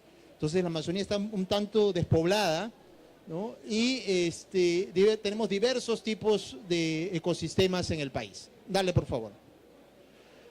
Lo malo que hay un proceso de deforestación serio, ¿no? El 2020 tuvimos un récord histórico de deforestación en el Perú. Más de 200.000 hectáreas se deforestaron, 203.000 hectáreas si queremos ser precisos. Justo coincidió con la pandemia. Y en la pandemia se bajaron los controles de deforestación y además la gente migró de las ciudades al campo. Y como ya estaban ocupados los espacios, se fueron contra el bosque. Entonces, el promedio natural en el Perú de deforestación es 150.000 hectáreas. No hemos podido bajar esa deforestación anual promedio. Creemos que sí podemos con la nueva estrategia que vamos a implementar en Perú contra la deforestación, que es una estrategia multidimensional, con la participación de muchos sectores. Es una estrategia de Estado. Entonces estamos impulsando ese proceso de Estado. Acá está justamente esa línea. Y tenemos algunos puntos claves de deforestación. Todos estos rojitos y naranjas y amarillos son los frentes de deforestación, donde estamos metiendo diversos mecanismos para poder cómo los paramos. Pero generalmente están asociados a carreteras, a accesibilidad. Dale, por favor. Entonces, hemos inaugurado hace poco con el ministro de Agricultura el Observatorio de la Deforestación en el Perú. Pero también este observatorio mide en tiempo real dónde se están creando o haciéndose los incendios forestales en el Perú. Entonces, este observatorio es clave en tener los ojos en la gestión forestal. Son nuestros ojos. ¿Dónde se está dando en este momento una deforestación? Donde convocamos con alerta temprana a las diversas autoridades, a la Fiscalía Ambiental, a la Policía Nacional y a quien haya que convocar para ver dónde se ha cometido ese delito de deforestación, ¿no? Entonces, hay un monitoreo de títulos habilitantes, sabemos exactamente en qué tipo de título habilitante se está haciendo esa deforestación. Somos el ente rector del Sistema Nacional de Gestión Forestal, de la plataforma en la que se toman las decisiones multisectoriales para combatir deforestación o para combatir el tema de incendios forestales y otros temas que tienen una característica multisectorial. Y estamos monitoreando con alertas tempranas, como mencioné, este proceso. Dale la siguiente, por favor. Ahora, un gran programa que tenemos en el CIFOR es la restauración, justamente de las áreas degradadas. Estamos trabajando ahorita de cerca con lo que es la degradación provocada por los incendios forestales, pero también con degradaciones antiguas, sobre todo las que son estratégicas en términos de sus servicios ecosistémicos, ¿no?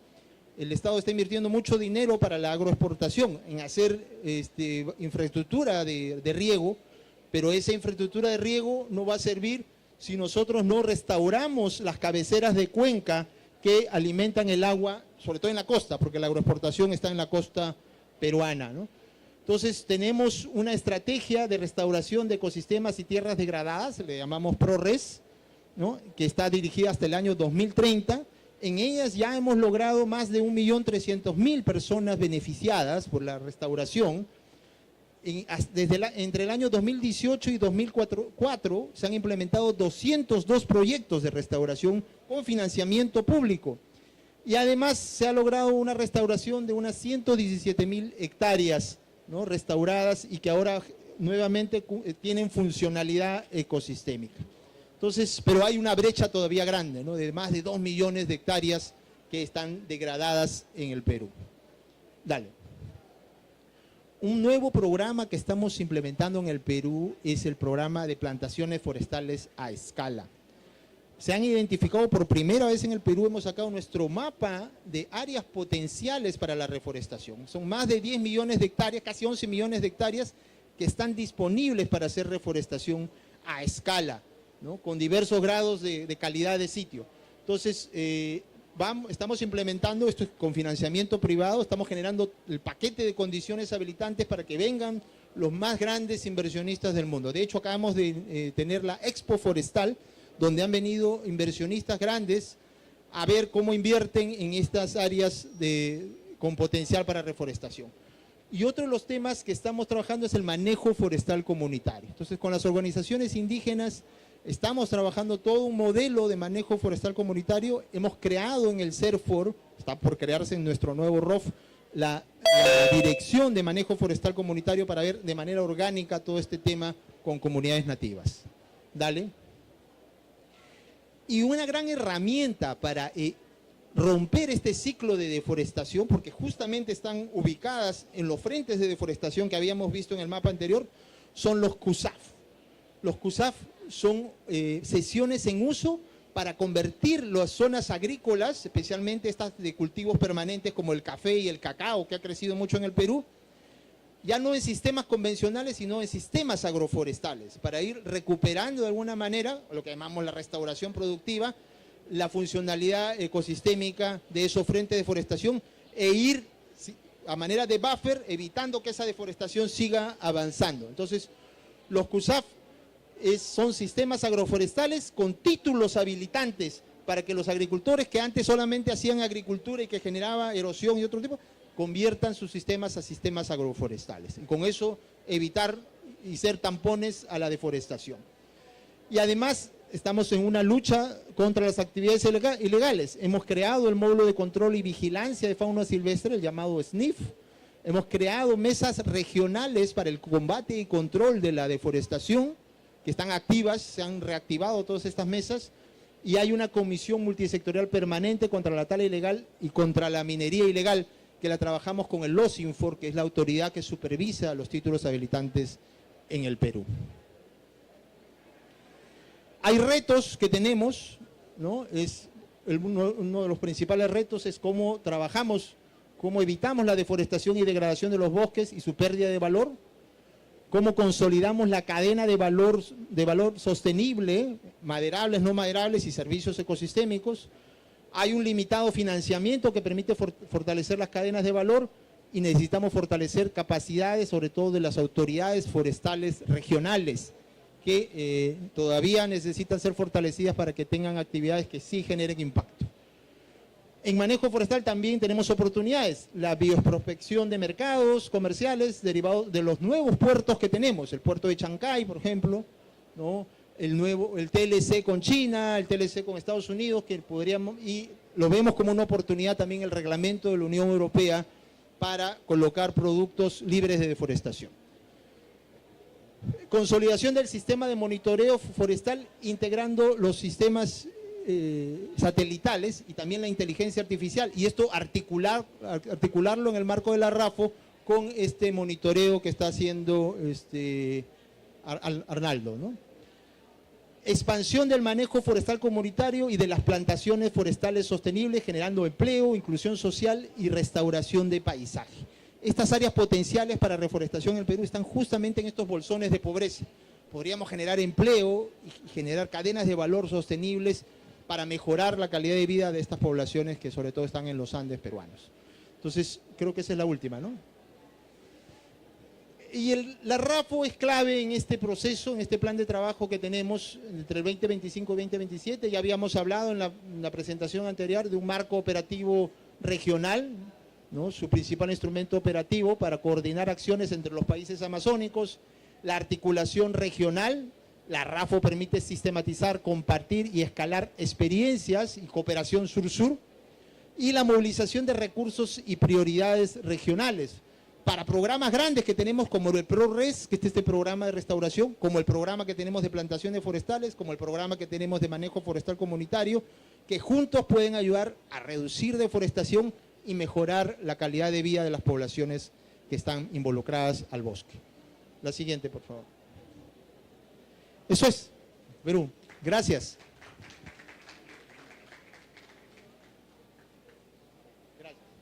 Gracias, Erasmo. Gracias, señor presidente.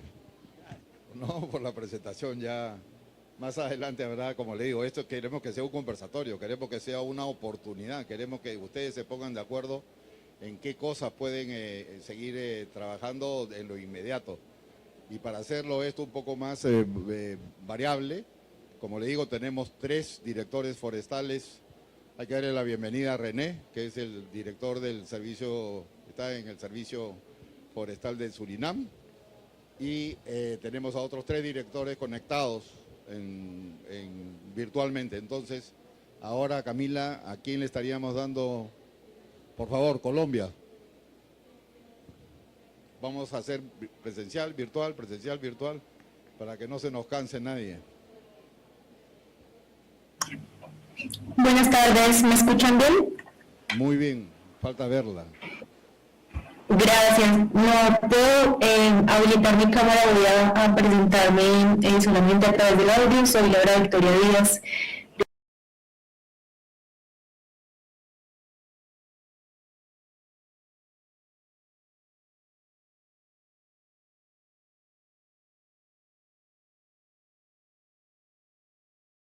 De salud y de intervención en nombre del país como punto focal político. También estuve participando en la primera reunión de la red de autoridades forestales en Lima en julio, y pues quisiera resaltar la importancia de este espacio para Colombia. Los bosques es un tema transversal a todos los tratados, asuntos ambientales. Somos, como hemos mencionado y como estaba, en el segundo país más biodiverso del mundo, y tenemos el 10% de la Amazonía, la selva tropical más extensa del planeta. Consideramos que este espacio, en el marco de la COP30, refuerza ese papel crucial de los bosques en la regulación del clima, el mantenimiento de la biodiversidad y los servicios ecosistémicos que presentan, que son esenciales. Me gustaría resaltar que Colombia tiene 59.3 millones de hectáreas de bosques, esto es el 52% de nuestro territorio, y el 66% de estos pues están en la Amazonía.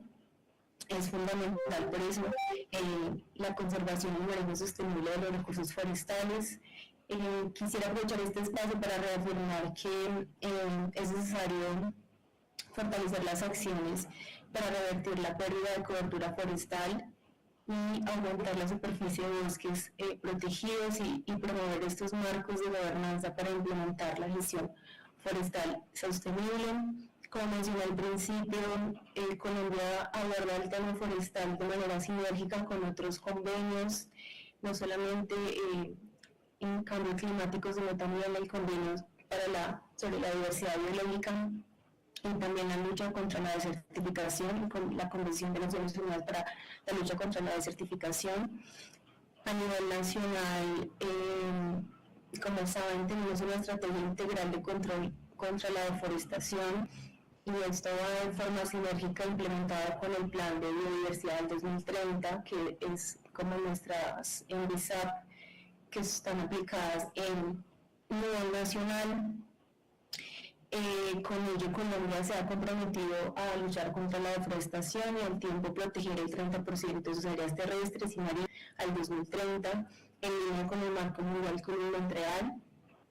Y esto se alinea con los compromisos estratégicos de Naciones Unidas para los bosques 2017-2030. Quisiera contarles que Colombia presentó oficialmente el informe nacional voluntario al Foro de Bosques de Naciones Unidas.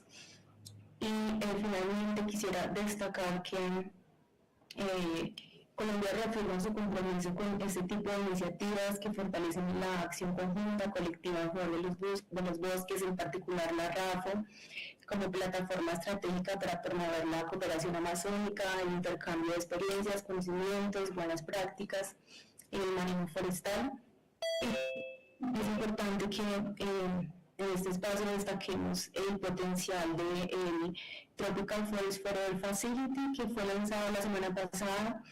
En Colombia hace parte del comité directivo del TFFF, y quisiéramos destacar este mecanismo innovador, único en su estructura, en su diseño, para movilizar financiación e incentivar la conservación de los bosques, para apoyar a los países en desarrollo en la transición a economías resilientes, sostenibles y libres de deforestación. Para Colombia, estos espacios representan una oportunidad clave para impulsar soluciones integrales que estén basadas en la naturaleza, y también para avanzar hacia la restauración y protección efectiva de los bosques, esenciales para enfrentar la crisis climática y la pérdida de biodiversidad. Muchas gracias. No, gracias Laura. Te pediríamos nomás que por favor si nos puedes acompañar porque después va a haber un intercambio entre los participantes de este panel. Y ahora, como le digo, para hacer esto equitativo, presencial, virtual, le pediría a René Somopawiro, que si ahora él nos puede hacer alcanzar sus observaciones y comentarios. Por si acaso está todo diferente de lo que estamos haciendo, lo que estamos acostumbrados en la OTCA. En la OTCA estamos acostumbrados a hacer Bolivia, Brasil, Colombia, Ecuador, Guyana, Perú, Surinam y Venezuela. Pero esto es, no, estamos en una situación diferente, por lo tanto vamos a hacer algo diferente. I was telling René that in ACTO we are used to do Bolivia, Brazil, Colombia, Ecuador, Guyana, Peru, Surinam, and Venezuela, but today is a different day, so we are going to change a little bit the rules. Yeah. Okay. Good afternoon, everybody. Sorry, yo no entiendo español. So I have to speak English, so forgive me for not understanding English. But I'm here as part of the family of the ACTO, you know. The Amazon forest is our life. It binds us together. We have shared challenges. We have shared challenges. We have shared responsibility. And this program, RAFO, this work document, is not just a collection of countries. It's just something that binds us, that we have to do together. So this RAFO is mandated by our government, by our president, to face the challenges that we all facing. What we are facing is not only Suriname, but also Guyana, Brazil, because it's the same forest. And there are three very important things in this corporation, in this RAFO. The first is we want to strengthen our corporation.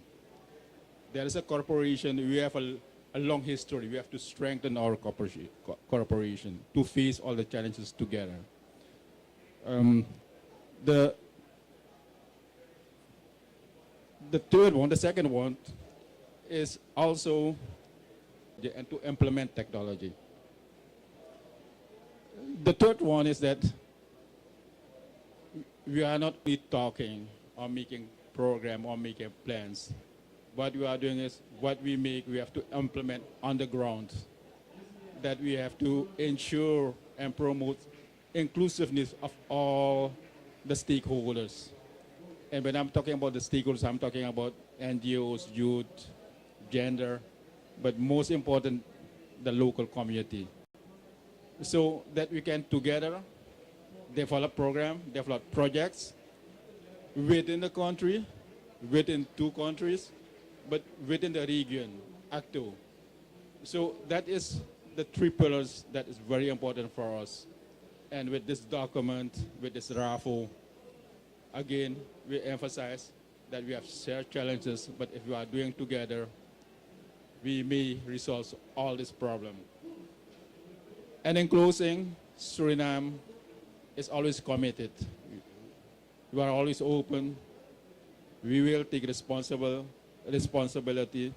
We will take the responsibility to share our knowledge, but also we are always open to learn from our member countries.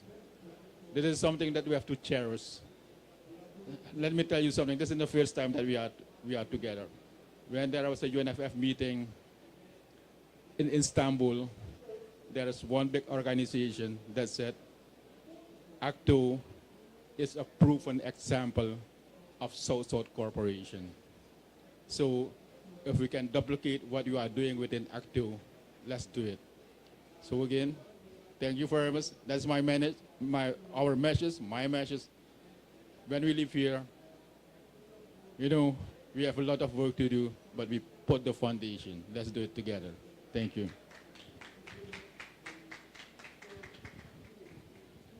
Thank you very much, René. I have to share with you, with all of you, you know that when we did a monitoring project with the BNDES, Fondo Amazonia BNDES, Suriname didn't have an observation room about monitoring, and installed an observation room with the technical capacities and everything, and they didn't only stay there, they have gone way, way up, and they are an example of how things should be done. No, decía que el Suriname es uno de los países que más ha aprovechado la cooperación con la OTCA en el proyecto de monitoreo, ¿no? Instaló su sala de observación y ahora está como le digo, en los foros mundiales discutiendo, ¿no? Ya cosas importantes para su país. Guyana. Do you hear me, Guyana? Hello. Yes, I'm hearing you. Thank you. I cannot pronounce your name. Can you present yourself, Bashmati? Thank you. Yes, I will. My name is Basmati Mohabir. Like the famous rice, if you know Basmati rice, that's how you pronounce it. Please, go ahead. Okay, I have a presentation that I want to share. So let me just put that presentation up. So give me a few seconds, please.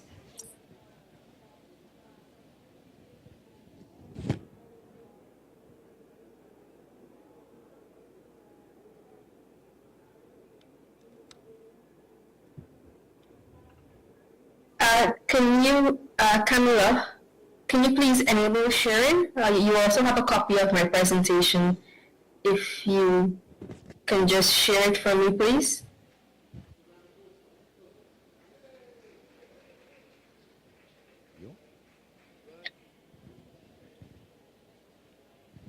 Yes, just a few minutes, please. Okay, thank you. Well, technology is usually it's not, well, at least we can see you. The first presentation of Colombia, we couldn't see her.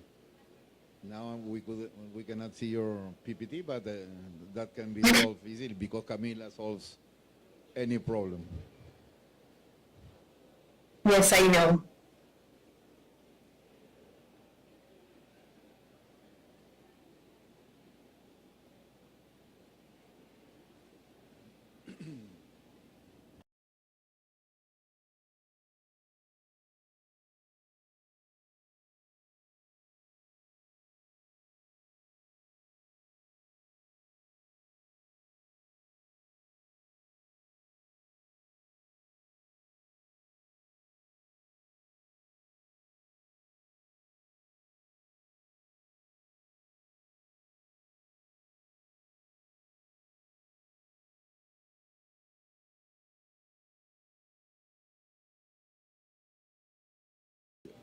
Camila is going to drive you through. Okay, I cannot see any screen, my presentation, but I'll use my version and I will talk just to keep the meeting moving. So once more, good afternoon, and thank you for the opportunity of having me here.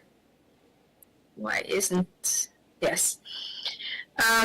So I will be presenting on Guyana Sustainable Forest Management Implementation Practice, and I'm representing the Guyana Forestry Commission. So our forest cover is about 18 million hectares, which is approximately 87% of Guyana's total land area.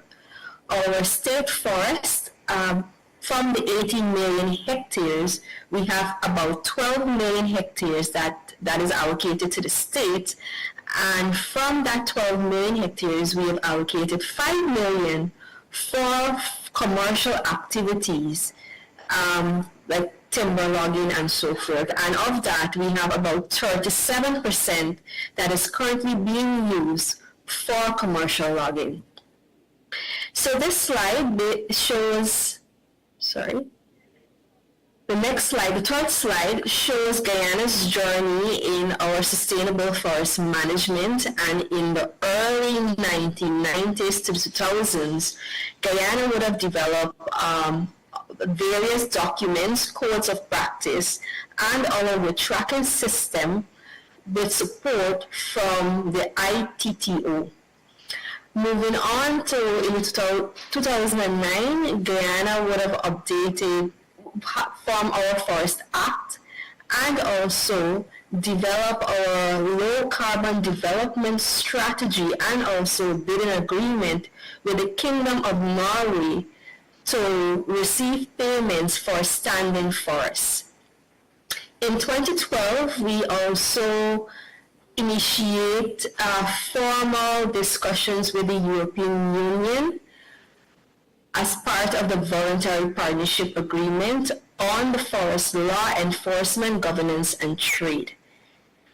And in 2019, we started a national standard for forest certification system. And I must say, in 2024, Guyana became the first country to issue carbon credits under a national jurisdiction.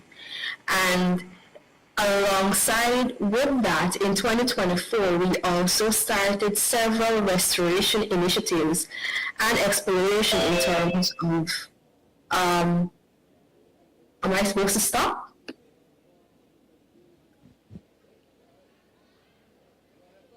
Hello? Go ahead, please. Yes, of course, go ahead. Okay. Yes. So exploring the use of bamboo as part of our land reclamation efforts.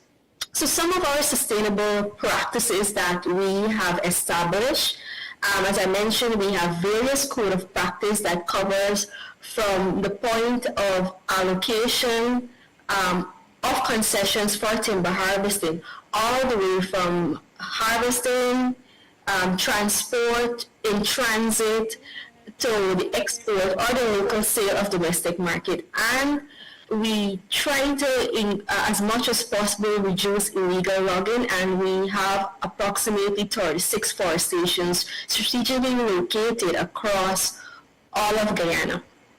Guyana can also be used as a model for our other active countries because so far we have passed all of our third-party independent forest monitoring audits, which is an audit that we have to do annually based on our agreement with the United Kingdom of Norway for our standing forests. And based on the outcomes of these audits, that's how we receive payments for our standing forests. These are just some general points on some of our practices, like we have low-intensive selective logging, we take GPS coordinates, 100% pre-harvest inventory for large concessions in Guyana is a full party to CITES and so forth. And this is the tag that is used for tracking the timber from source all the way to the market. Now, in terms of our challenges, every country has its own challenge, and probably we share similar challenge to other actual countries. And the first one that we believe that is a major challenge for us is the difficulty and the high cost of monitoring in remote areas. And when you look at the landscape of Guyana, most of it's mountainous, and most of our forested areas are in the remote areas. The mining-related deforestation, it poses a significant problem for forest degradation, water pollution, and habitat loss. And with the ever-changing of the climate, there is an increase in forest fire that Guyana had never experienced before, and now it is a challenge that we have to deal with. And lastly, there is a need for improved mapping and more real-time data to share so that we can respond to certain activities in more real time. Opportunities, given that Guyana, most of Guyana is covered with forest, and we so far have been able to maintain low deforestation rates, it Guyana can be presented in a way that we can be used as a model country for other countries to look at in terms of some of the initiatives that we've been able to develop and maintain. And then also we have our low carbon development strategy with other policy frameworks that other countries can use as models. Also, we have support from international partners, like we receive finances from our agreement with Norway, and also with our agreement with the European Union, we've been able to receive support to maintain a lot of our initiatives in Guyana. Given that I explained that Guyana, most of our resources are in a remote location, it also presents itself as a good opportunity to incorporate technology such as drones, satellite monitoring, and GIS to improve our forest management and enforcement. Now, with the challenges and the opportunities that I presented, under RAFO and its work plan 2025 to 2027, some of the things that Guyana believes that we can work with RAFO and the other actor countries, we can share our resources and increase collaboration. For instance, we can learn about how to incorporate more technology into our system, especially to monitor forest fire and to manage forest fire, and generally to improve and increase greater collaboration and information sharing, especially how to continuously reduce illegal logging and promote sustainable forest management. And that brings me to the end of my presentation. Thank you very much. If you would like to know more information on some of the things that I have talked about, you can always visit our website. It is www.forestry.gov.gy.com. Thank you. Thank you very much, Bashmi. Now, following our decision to have one procession and not virtual, it's Garo's turn.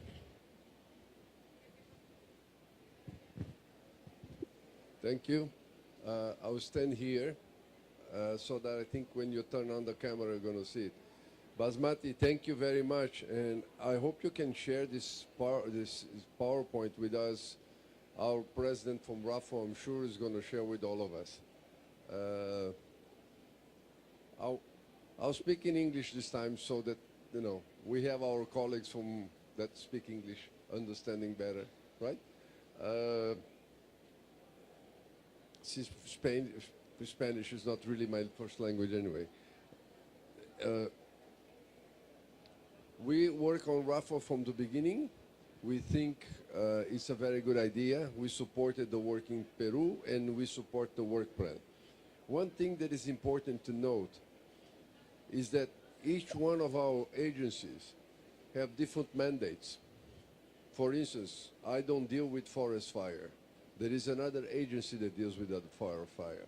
In the case of Peru, in Brazil, we don't deal with the protected areas. In other countries, they deal with protected areas. So we tend to be the forest authority because we do forest management and we tend for forests, but there is a core that all of us do, and there are other things that different countries do differently. And that's okay. If you let us know, we will bring the right agencies in. And I think that's the important part of it, because we will be the focal point in the case of Brazil, for instance. What I would like to share with you is we do have 485 million hectares of forest in Brazil. We have the Amazon forest, but we also have the Atlantic forest. We also have the dry forest in Caatinga, and then we have the savanna woodland in Cerrado. That's together 485. Now, why I'm making this differentiation? Because the the Atlantic forest only has about 10% left. So when I talk about sustainable forest, 15% left. So if I talk about sustainable forest management, I cannot manage a forest that is only 15% left, right? When we talk about Caatinga, basically the forest management there is for firewood and essences. They don't have large timber, it's a dry forest, more is smaller. So we were forced to have different plans for the different type of biomes according to the characteristics of the biome and according to the threats of the biome. So when we talk about sustainable forest management within the framework of RAFO, it's for the Amazon forest, which is okay.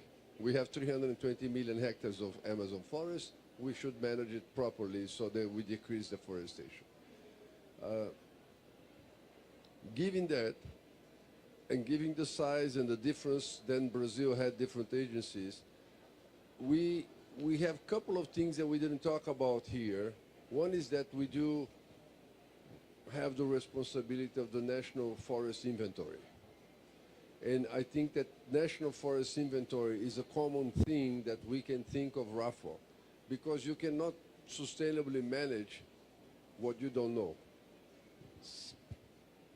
Obviously, right? So if you don't know what you have, you don't value what you have, and you don't manage what you have, because you don't know. So I think the inventory is something we can think about how we do this, be comparable so that our data is comparable with yours, that we can use the same techniques so the species are the same. Some of those things I think merit interchange so that we can have the inventory from for the Amazon together. We do have a network, we have a separate groups on that one, but I think it's something that we can think about as part of RAFO as a going forward. As I said before, I think, and I saw it here, one thing that Brazil has to offer, we are doing forest concessions, and our forest concessions have very good traceability system. And our traceability system is really, is really good. I cannot guarantee 100% because bad guys always find a way of cheating the system, but we are making very, very, very hard for them to cheat the system. And that's something I would like to share, because that's something that maybe we in Brazil can share with you, and where there are other things that you do that we would like to learn from you. But this is something we can offer to the group. One challenge we have is illegal border trading, which was mentioned by Guyana as well, something we have to think about. Timber that gets out of here goes another place, especially, and that's what I think the inventory and common discussion is important, because we do have different names. We give different local names, and most of the documents for trading is based on the common name. So in Brazil is mogno, in Suriname is mahogany, and for you is caoba. Okay, that one is simple because everybody knows about it. But I'm not sure how you call Angelim Vermelho, which is, Iminea. And so, not Iminea, well, I remember later. But we base the industry on common name. And then there is cheating on that part. That helps illegal trade. So if we can have the common names agreed with the scientific names and the characteristics, I think that will be a very important challenge. No. So we do forest concessions in public land. We do, in Brazil, have public land at the state level. So we are now doing 1.3 million hectares already managed. This year we did 450,000 hectares more of concessions, increased by 35% in 1 year. And we are looking also to increase by 2.5 million by 2027, which is the RAFO plan. And working with the states to get another 2.5 million from the state forest also. So in all, I think we're going to have more than 5 million hectares under forest management.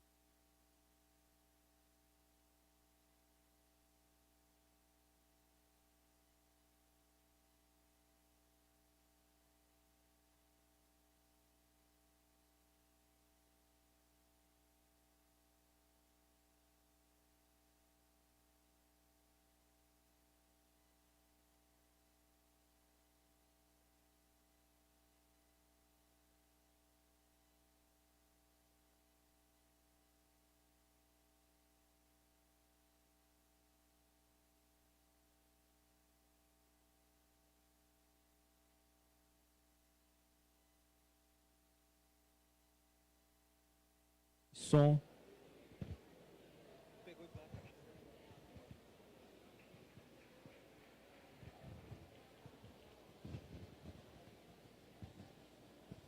Thank you. Sorry, guys, nothing happened with you. It's just the battery of the micro. The microphone is not as strong as we are. We're still going.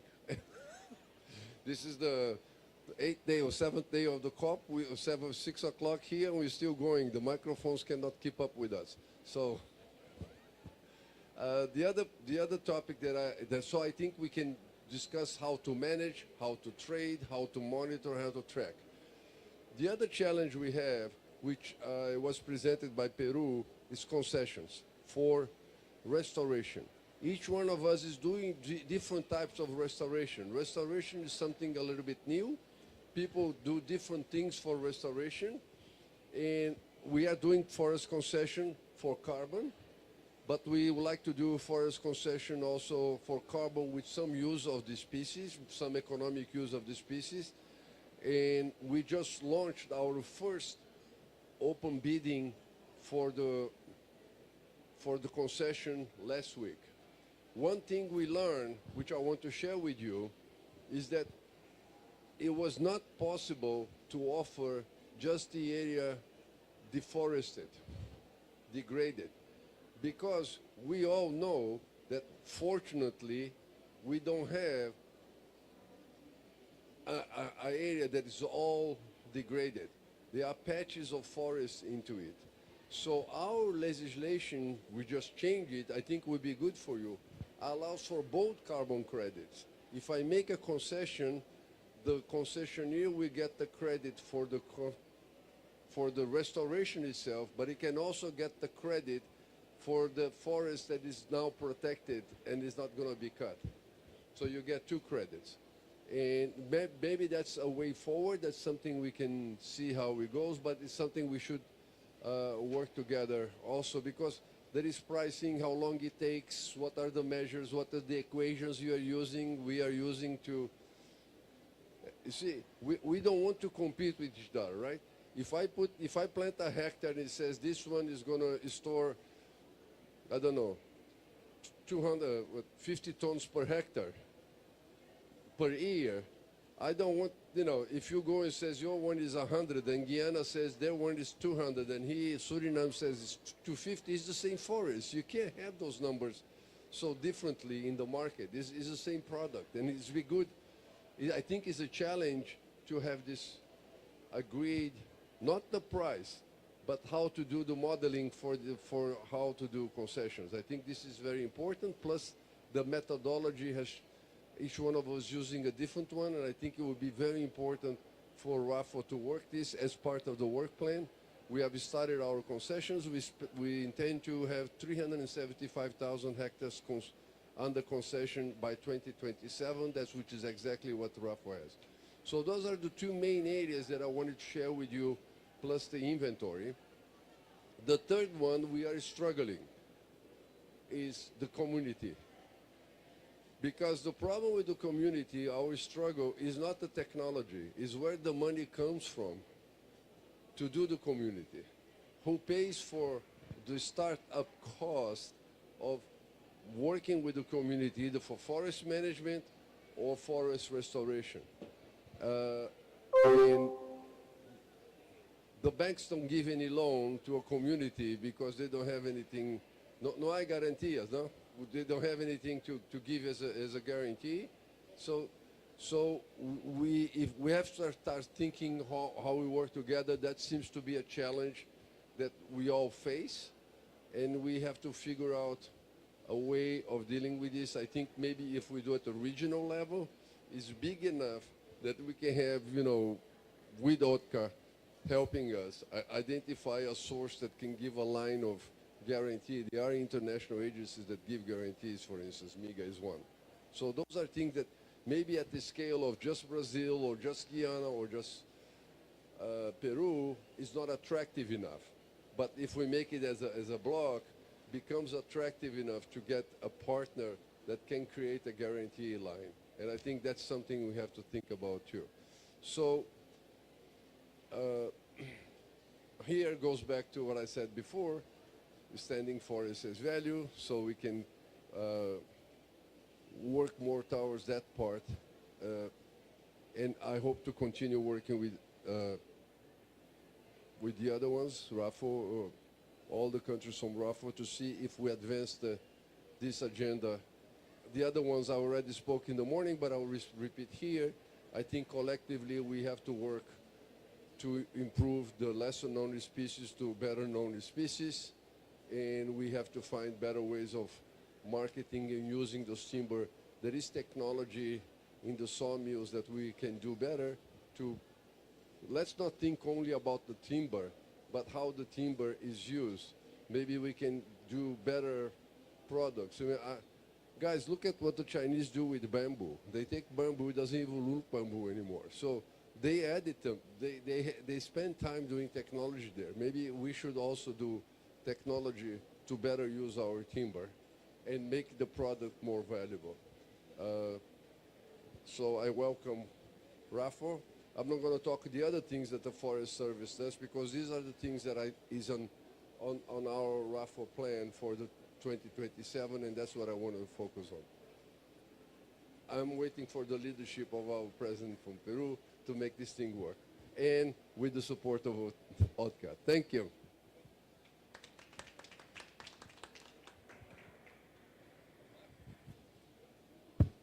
Thank you, Garo. Peru put a slide where, about the opportunities and everything. They had a chance to read it. Para hacer lo mismo, resumir lo que Garo ha explicado, él ha puesto que Brasil prioriza, parece interesante, los temas de inventarios forestales, porque si no conoces qué tienes, cómo lo cuidas o cómo lo manejas. Ese es un tema interesante, porque el proyecto de bosques y cambio climático con el Fondo Amazonia podríamos tener nosotros ahí unos recursos. Lo otro que mencionó son las concesiones forestales.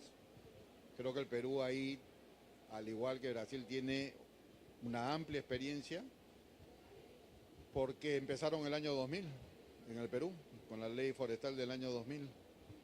Las concesiones forestales, que son importantes, y lo otro ya un tema un poco más, si ustedes quieren, financiero, de comunidades, ¿no? Cómo hacer que las comunidades sean sujetas de crédito para efectos de poder, sea el manejo forestal comunitario, la captura de carbono. Entonces, esos son los temas que Garo nos expuso hace unos minutos. Y, por supuesto, el que más me gustó fue no el que más me gustó, pero me gustó también ese de especies menos conocidas. No, pero ¿cómo son las palabras? Especies menos conocidas, y ahora convertirlo en especies conocidas. La única manera que nosotros vamos a poder hacer un manejo forestal sostenible y un aprovechamiento sostenible si conocemos, todas esas especies, porque de esa manera vamos a dejar de nosotros de cortar caoba. Ahora, también ahí, por ejemplo, lo que mencionaste es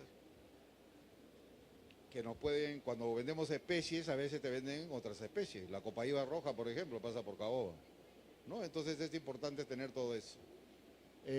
Yo le he hecho un resumen, espero que haberte hecho un buen resumen. Creo que ahora tenemos a Venezuela, Osmar. Buenas tardes, no sé si me escuchan, por favor. Perfecto, te escuchamos. Lo que sí no sé si te vamos a poder ver. Bueno, vamos a poner un ratico, pero por orden, para ahorrar un poco la estabilidad del internet. Bueno, buenas tardes a todos, mi nombre es Omar Zambrano. Ahí está. Soy el responsable técnico por parte del Viceministerio para Temas Multilaterales de la Cancillería. En las tres redes soy responsable de llevar las tres redes a nivel político y político-técnico, la RAFO, la RAMIF y la RAD. Bueno, un poco para darle respaldo a la red recién creada. La última vez que conversamos, Carlos, le decía que el programa de bosques prácticamente era una Biblia, ¿no? Era una Biblia que nos conducía a realizar todos los objetivos, ¿no? A fin de establecer las implementaciones y los proyectos que que van a entrar por venir. Nosotros, como ustedes bien saben, la República Bolivariana de Venezuela está centrado básicamente en su ámbito de aplicación, que es la cuenca del Caciquere Río Negro, una cuenca muy chica en comparación a la totalidad de la cuenca. Solamente contamos con poco más de 53.300 kilómetros cuadrados, donde hay una población aproximadamente entre 4.000 personas y básicamente las personas viven de la cuenca, de lo que ahí está. En lo que respecta a cómo nosotros tratamos los temas forestales, nosotros somos un país que está alineado con la conservación del planeta. Nuestro quinto objetivo del Plan de la Patria, que es constitucional, nos dice que nosotros tenemos que cuidar el Amazonas como una fuente segura y estratégica para el futuro.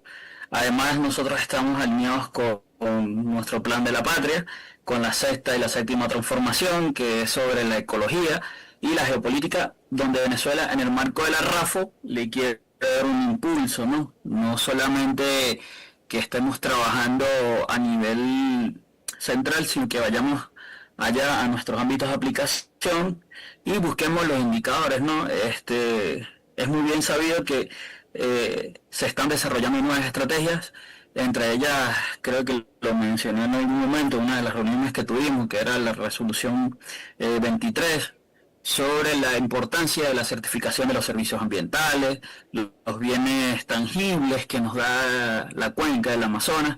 Entonces, en este sentido, creo que hay que hacer match de todas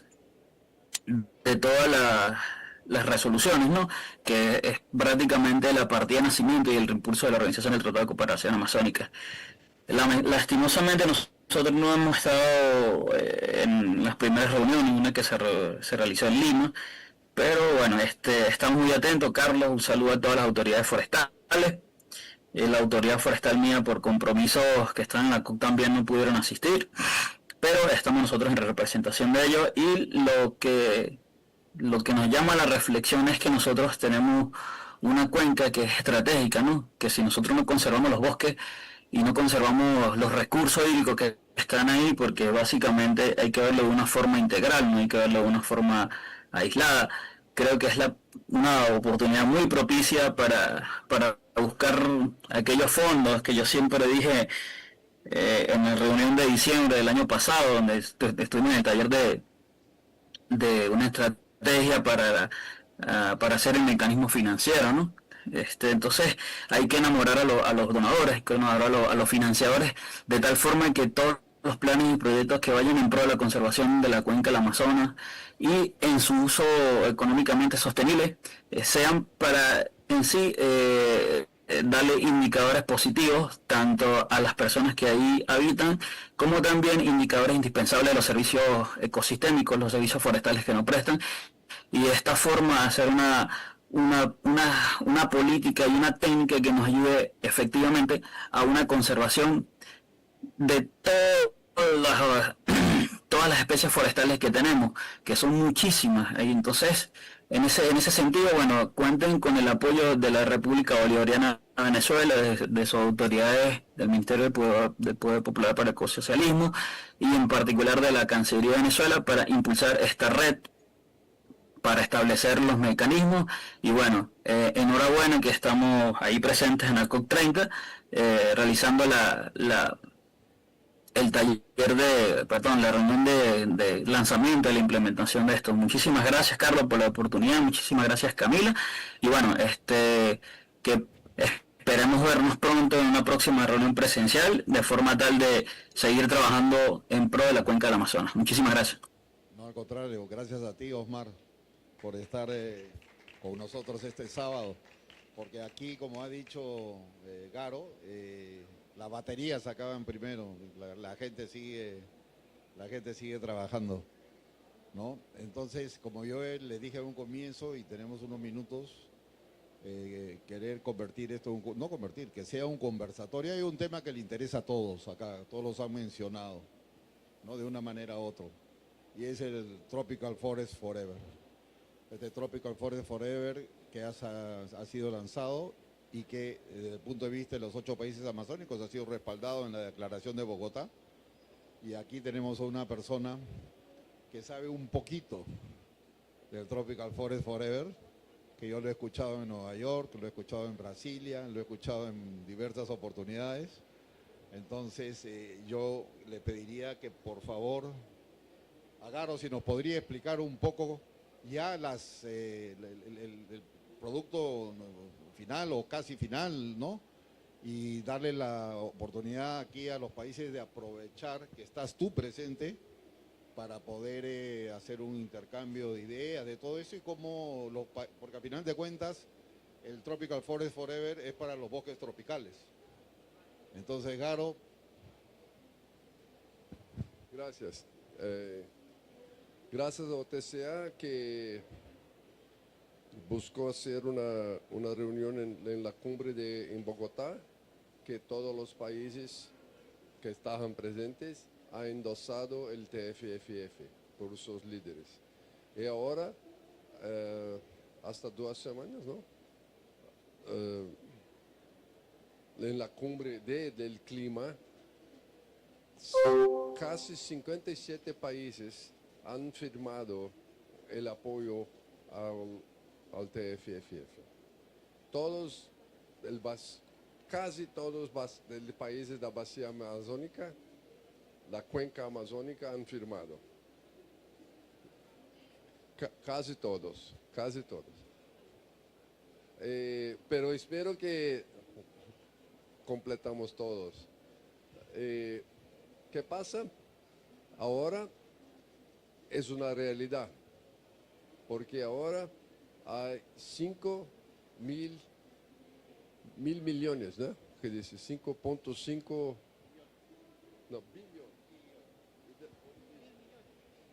Sí, pero es muy largo eso. Billones, ¿no? En español es 1.000 millones. Billones en español es otro. 1.000 millones, 5.5 billion dólares de compromisos de involucrar en el fondo, en la facility. Entonces ahora es una realidad. El segundo punto es que es muy importante. Nosotros necesitábamos de un punto que sería el servicio de la Secretariat de TFFF. El Banco Mundial, la gobernanza del Banco Mundial ha aprobado en 21 de octubre que el Banco Mundial puede hacer ese papel interino de Secretaría de TFF. Entonces ahora tenemos un punto de entrada, tenemos 5.5 billones, 1.000 millones, pero necesitamos 10 billones para empezar a leverage, ¿cómo dices? Alavancar. Para cada dólar que recebemos de público, podemos entonces obtener 4 dólares del privado. Entonces necesitamos cerca de 10 para que possamos obtener 40 del privado. Apalancar. Apalancar. ¿Y qué es TFF? El punto más importante es que es para un pago para el país que está haciendo el trabajo de manera buena. Entonces, que tiene la tasa de deforestación bajo la media mundial.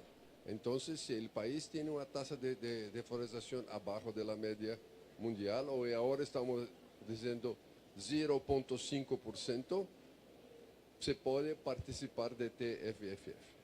Pero hay otros criterios de elegibilidad, de calidad técnica de monitoreo. Yo creo que sería algo que RAFO podríamos tratar en RAFO de garantizar con la coordinación de OTCA que los sistemas de monitoreo de los países amazónicos están en conformidad con los criterios de elegibilidad de TFFF.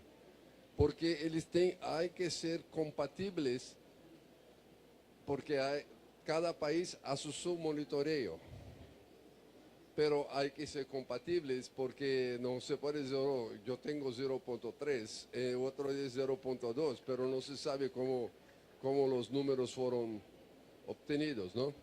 Entonces hay que tener un cierto nivel de técnico internacional. Entonces hay criterios de elegibilidad técnica del sistema de monitoreo. You need to have a monitoring system. It's not only 0.5%, it's 0.5%, but you have to have the monitoring system that generates 0.5% or whatever number is, has to be acceptable at international standards so that it's comparable within countries. Estamos hablando en un potencial de 70 países, ¿no? Entonces cada uno tiene su sistema, pero hay que ser comparables. Es algo que OTCA podría trabajar para que nosotros en la Amazonía tenemos un sistema que ya está listo para participar. Entonces, el otro punto que es fundamental. La plata no es para proyectos. La plata va al gobierno porque es embadado en resultados. El resultado que ya ha obtenido, ¿no? Que es una deforestación baja. Entonces, si tienes una deforestación baja, es porque estás involucrando a largo plazo en el control de deforestación. No se mantiene una tasa baja de un año para el otro.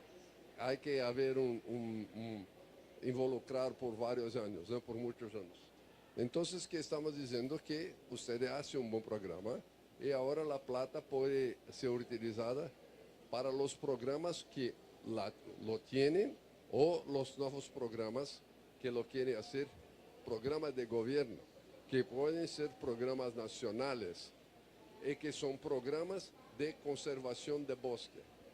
Ese puede ser un programa para apoyo a bioeconomía, un programa para restauración, un programa para manejo comunitario, que lo quiera.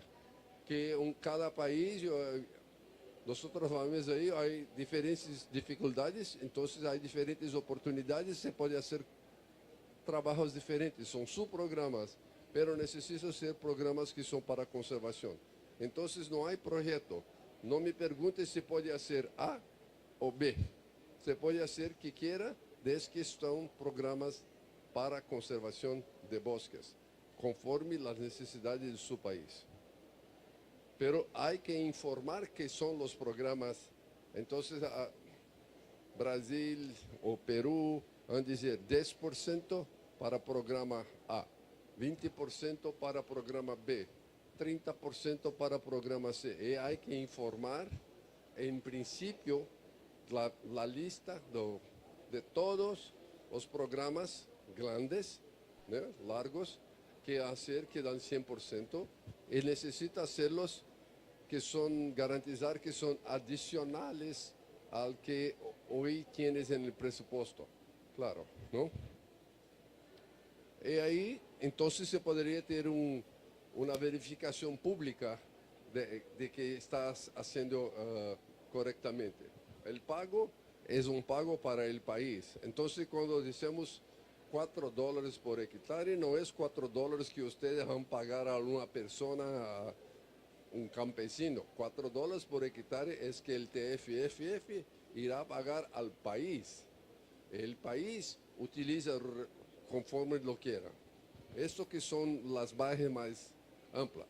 Hay un punto a más, que por lo menos 20% de los fondos hay que ser destinados para la decisión de los pueblos indígenas y las comunidades locales de su país.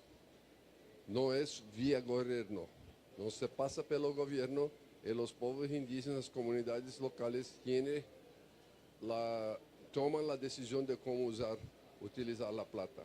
Nosotros sabemos que nuestros países no tienen un sistema para hacer esta inversión. Entonces el país empieza a participar de TFFF y tiene un año para desarrollar en consulta con los pueblos indígenas y las comunidades locales un sistema para que lo reciban directamente.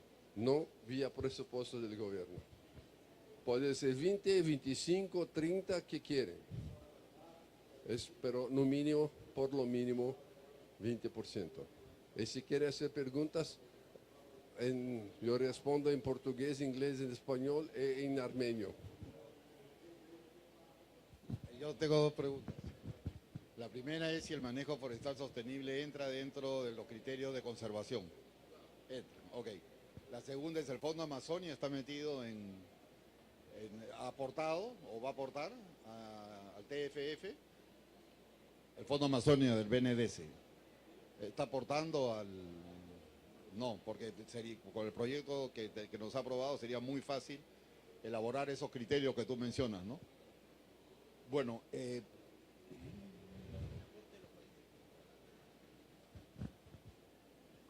es posible que Brasil tome la decisión que parte de los recursos va al Fondo Amazonia. Es una decisión del país, porque el fondo es un fondo para conservación. Entonces, si el Brasil se puede decir 10% de los fondos de TFFF van al fondo Amazonia. No hay impedimento de hacerlo, pero es una decisión del país. Yo en realidad pensaba era que o sea que si fuera necesario, si no estuvieran aprobadas las actividades dentro del proyecto que tenemos, es pedir una reprogramación, ¿no?, al BNDES para poder destinarlo a elaborar estos criterios. Bueno, un conversatorio no es de un lado ni conmigo ni con Garo. Entonces, aquí tienen la oportunidad los países de hacer consultas sobre las dudas que tengan. Yo sé que René tenía algunas, en algún momento dado, incluso René, I know that you have some questions regarding the TFF. I don't know if you already solved them because you had them about a month ago. Sé que también el Perú tenía o tiene alguna pregunta, ¿cómo? Recién se acaba de lanzar. Y yo no sé si los que están ahí, o sea, tienen una pregunta, tienen la oportunidad de hacer una pregunta, Garo, en alemán, francés, armenio, ¿no? Entonces, en la cuestión de la cuestión de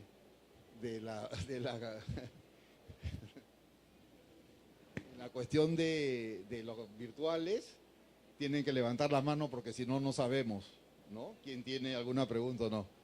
Radna.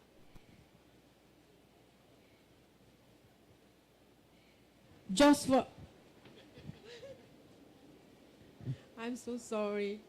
Just for clarification, because Carlos mentioned something about the project of BNEDS and TFF.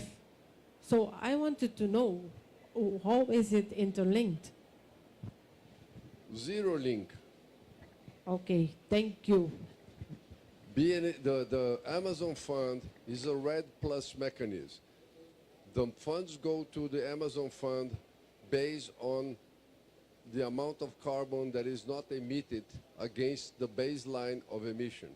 TFFF is not based on carbon. TFFF is based on on hectares of forest, because one day Peru, Brazil gonna reach zero deforestation, and Suriname is almost there.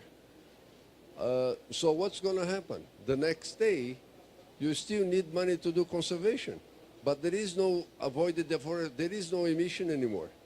You are zero emission, zero emission, zero emission. Great. You still need funds. And that's where TFFF comes in. And we are paying for hectares, not paying for carbon. There is no carbon deal. There is no carbon contract. Thank you for your question. Sí, Garo. Sé que los mecanismos se están construyendo todavía, pero ¿quién pide por país, quién debería ser el punto focal, ya que son el Estado como tal, Cancillería, o el Servicio Forestal, por ejemplo, puede armar el programa para pedirlo, ¿no? Y lo otro, ¿cada país se porta también con un monto en este fondo o ese monto ya está de alguna manera previsto?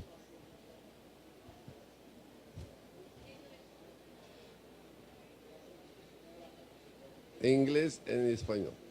First, tropical forest countries only have to ensure that the forest is conserved. Tropical forest countries don't have to put any money. The tropical forest country's job is to ensure that the forest is protected. You have the forest, you get paid. You have no investment requirements. Brazil decided to invest, Indonesia decided to invest, but that's voluntary. And remember, it's not a donation, it's an investment. So Brazil had the possibility of donating. We are talking about 70 countries. In 70 plus countries, some of them don't have money to invest, and that's okay. The job of the tropical forest countries is to ensure that the forest is protected. Now, Guyana is getting more money, so, Guyana maybe decides to put more money later on. But, but now, I have to, because we need a 25, okay? Entonces, no es necesario, no es un requerimiento, no es obligatorio. Si el país quiere hacer un aporte, involucrar en una inversión en el fondo, muy bien, pero no es necesario hacer la inversión. No hay ningún requerimiento de inversión. La obligación del país es mantener la tasa de desforestamiento baja. Esto es la única opción. Es una buena pregunta, ¿qué va a hacer? Esto depende del país. Yo creo que en Brasil sería el Ministerio de Medio Ambiente o la Chancelería, pero en Perú puede ser la agencia o la institución que tiene la responsabilidad de mantener la tasa de desarrollo baja. Si en Perú es el servicio forestal, donde debería ser el servicio forestal, porque es un compromiso del gobierno, no es un compromiso de la institución, pero hay que ser la institución que es responsable para la tarea de mantener el desarrollo, desmatamiento bajo. What he's asking, he's asking what's the question, he was asking also, who submits? And I said, depends on the country. Maybe in my country it's going to be the Ministry of Environment, in his country it's going to be the Forest Service. Whoever is responsible to deliver on the eligibility criteria. So it depends on the country. But he's representing the government, he's not representing the agency.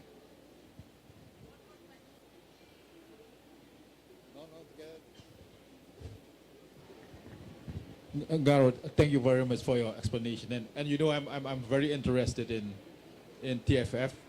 But before I go to TFF, one of the things that you mentioned is doing the forest inventory. It's very important to know what we have, right? Mm-hmm. And what to manage. And the second thing is we need the forest inventory because we have to identify the emission factor. So we are weak as a country. But to do the forest inventory, it takes a lot of money. You know, I think that to do forest inventory in Suriname, it will cost about 5 million. That is the baseline. And we have to do it twice. So we need 10 million. We don't have the money. So one of the things that I would like to see, also within RAFO maybe, is if there is a possibility to use technology to at least not the kind of species, but at least the carbon content, to measure that carbon content. If it is possible, that is the first step when we are talking about climate change, right? The second thing is TFFF is an opportunity for us. So I have a lot of questions, but I would request from ACTO, via ACTO, if it's possible for you, which we are really going to appreciate, if you can give a presentation, because if you give a presentation to me, only I know if you have some spare time and said, okay, Rene, next Monday or next year. After COP, we do presentation, each one countries again, don't worry. I've done to Peru, I've done to Bolivia, I've done to Colombia, I don't mind doing again. Oh, thank you very much. Okay? So, thank you. And I think we all agree that with technology, especially with artificial intelligence, we think that the inventory will go faster if we do machine learning. But we have to work together because we have different pieces of information.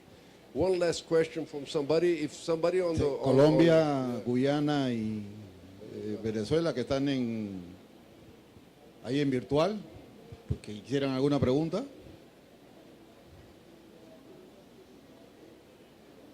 Por el momento no. Ahora, yo lo que... René, you want a presentation only with you, or ACTO can do a regional video conference with Garo and the 8 countries with translation, proper translation? Okay, I can. And then everybody can... Carlos, we are available. Okay, perfect. Estamos ahí, que quiere ser nosotros, si quiere ser dos, hace dos. Okay, perfect. Okay. So, yo les agradezco mucho a los países acá presentes, a los que están en sus países ahí virtualmente. De nuevo, recordamos que es sábado, aquí en la COP es algo usual, pero bueno, no los que están not in the west of the country. I really want to thank you. Quiero agradecer también especialmente a Camila, que nos ha ayudado acá, a Natalia, que nos ayuda en Brasil, y a Raquel, que también nos ha ayudado en elaborar este evento que ha tenido una réplica, una reciprocidad, si ustedes quieren.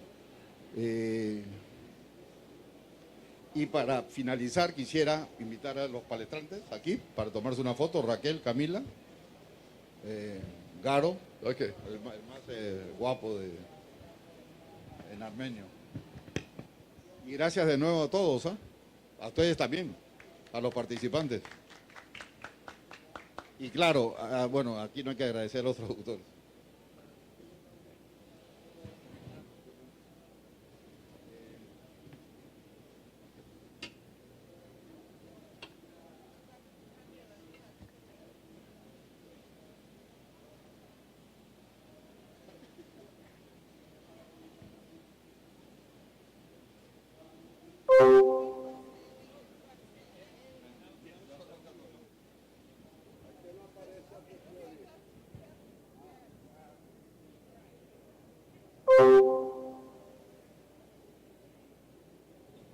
Thank you very much.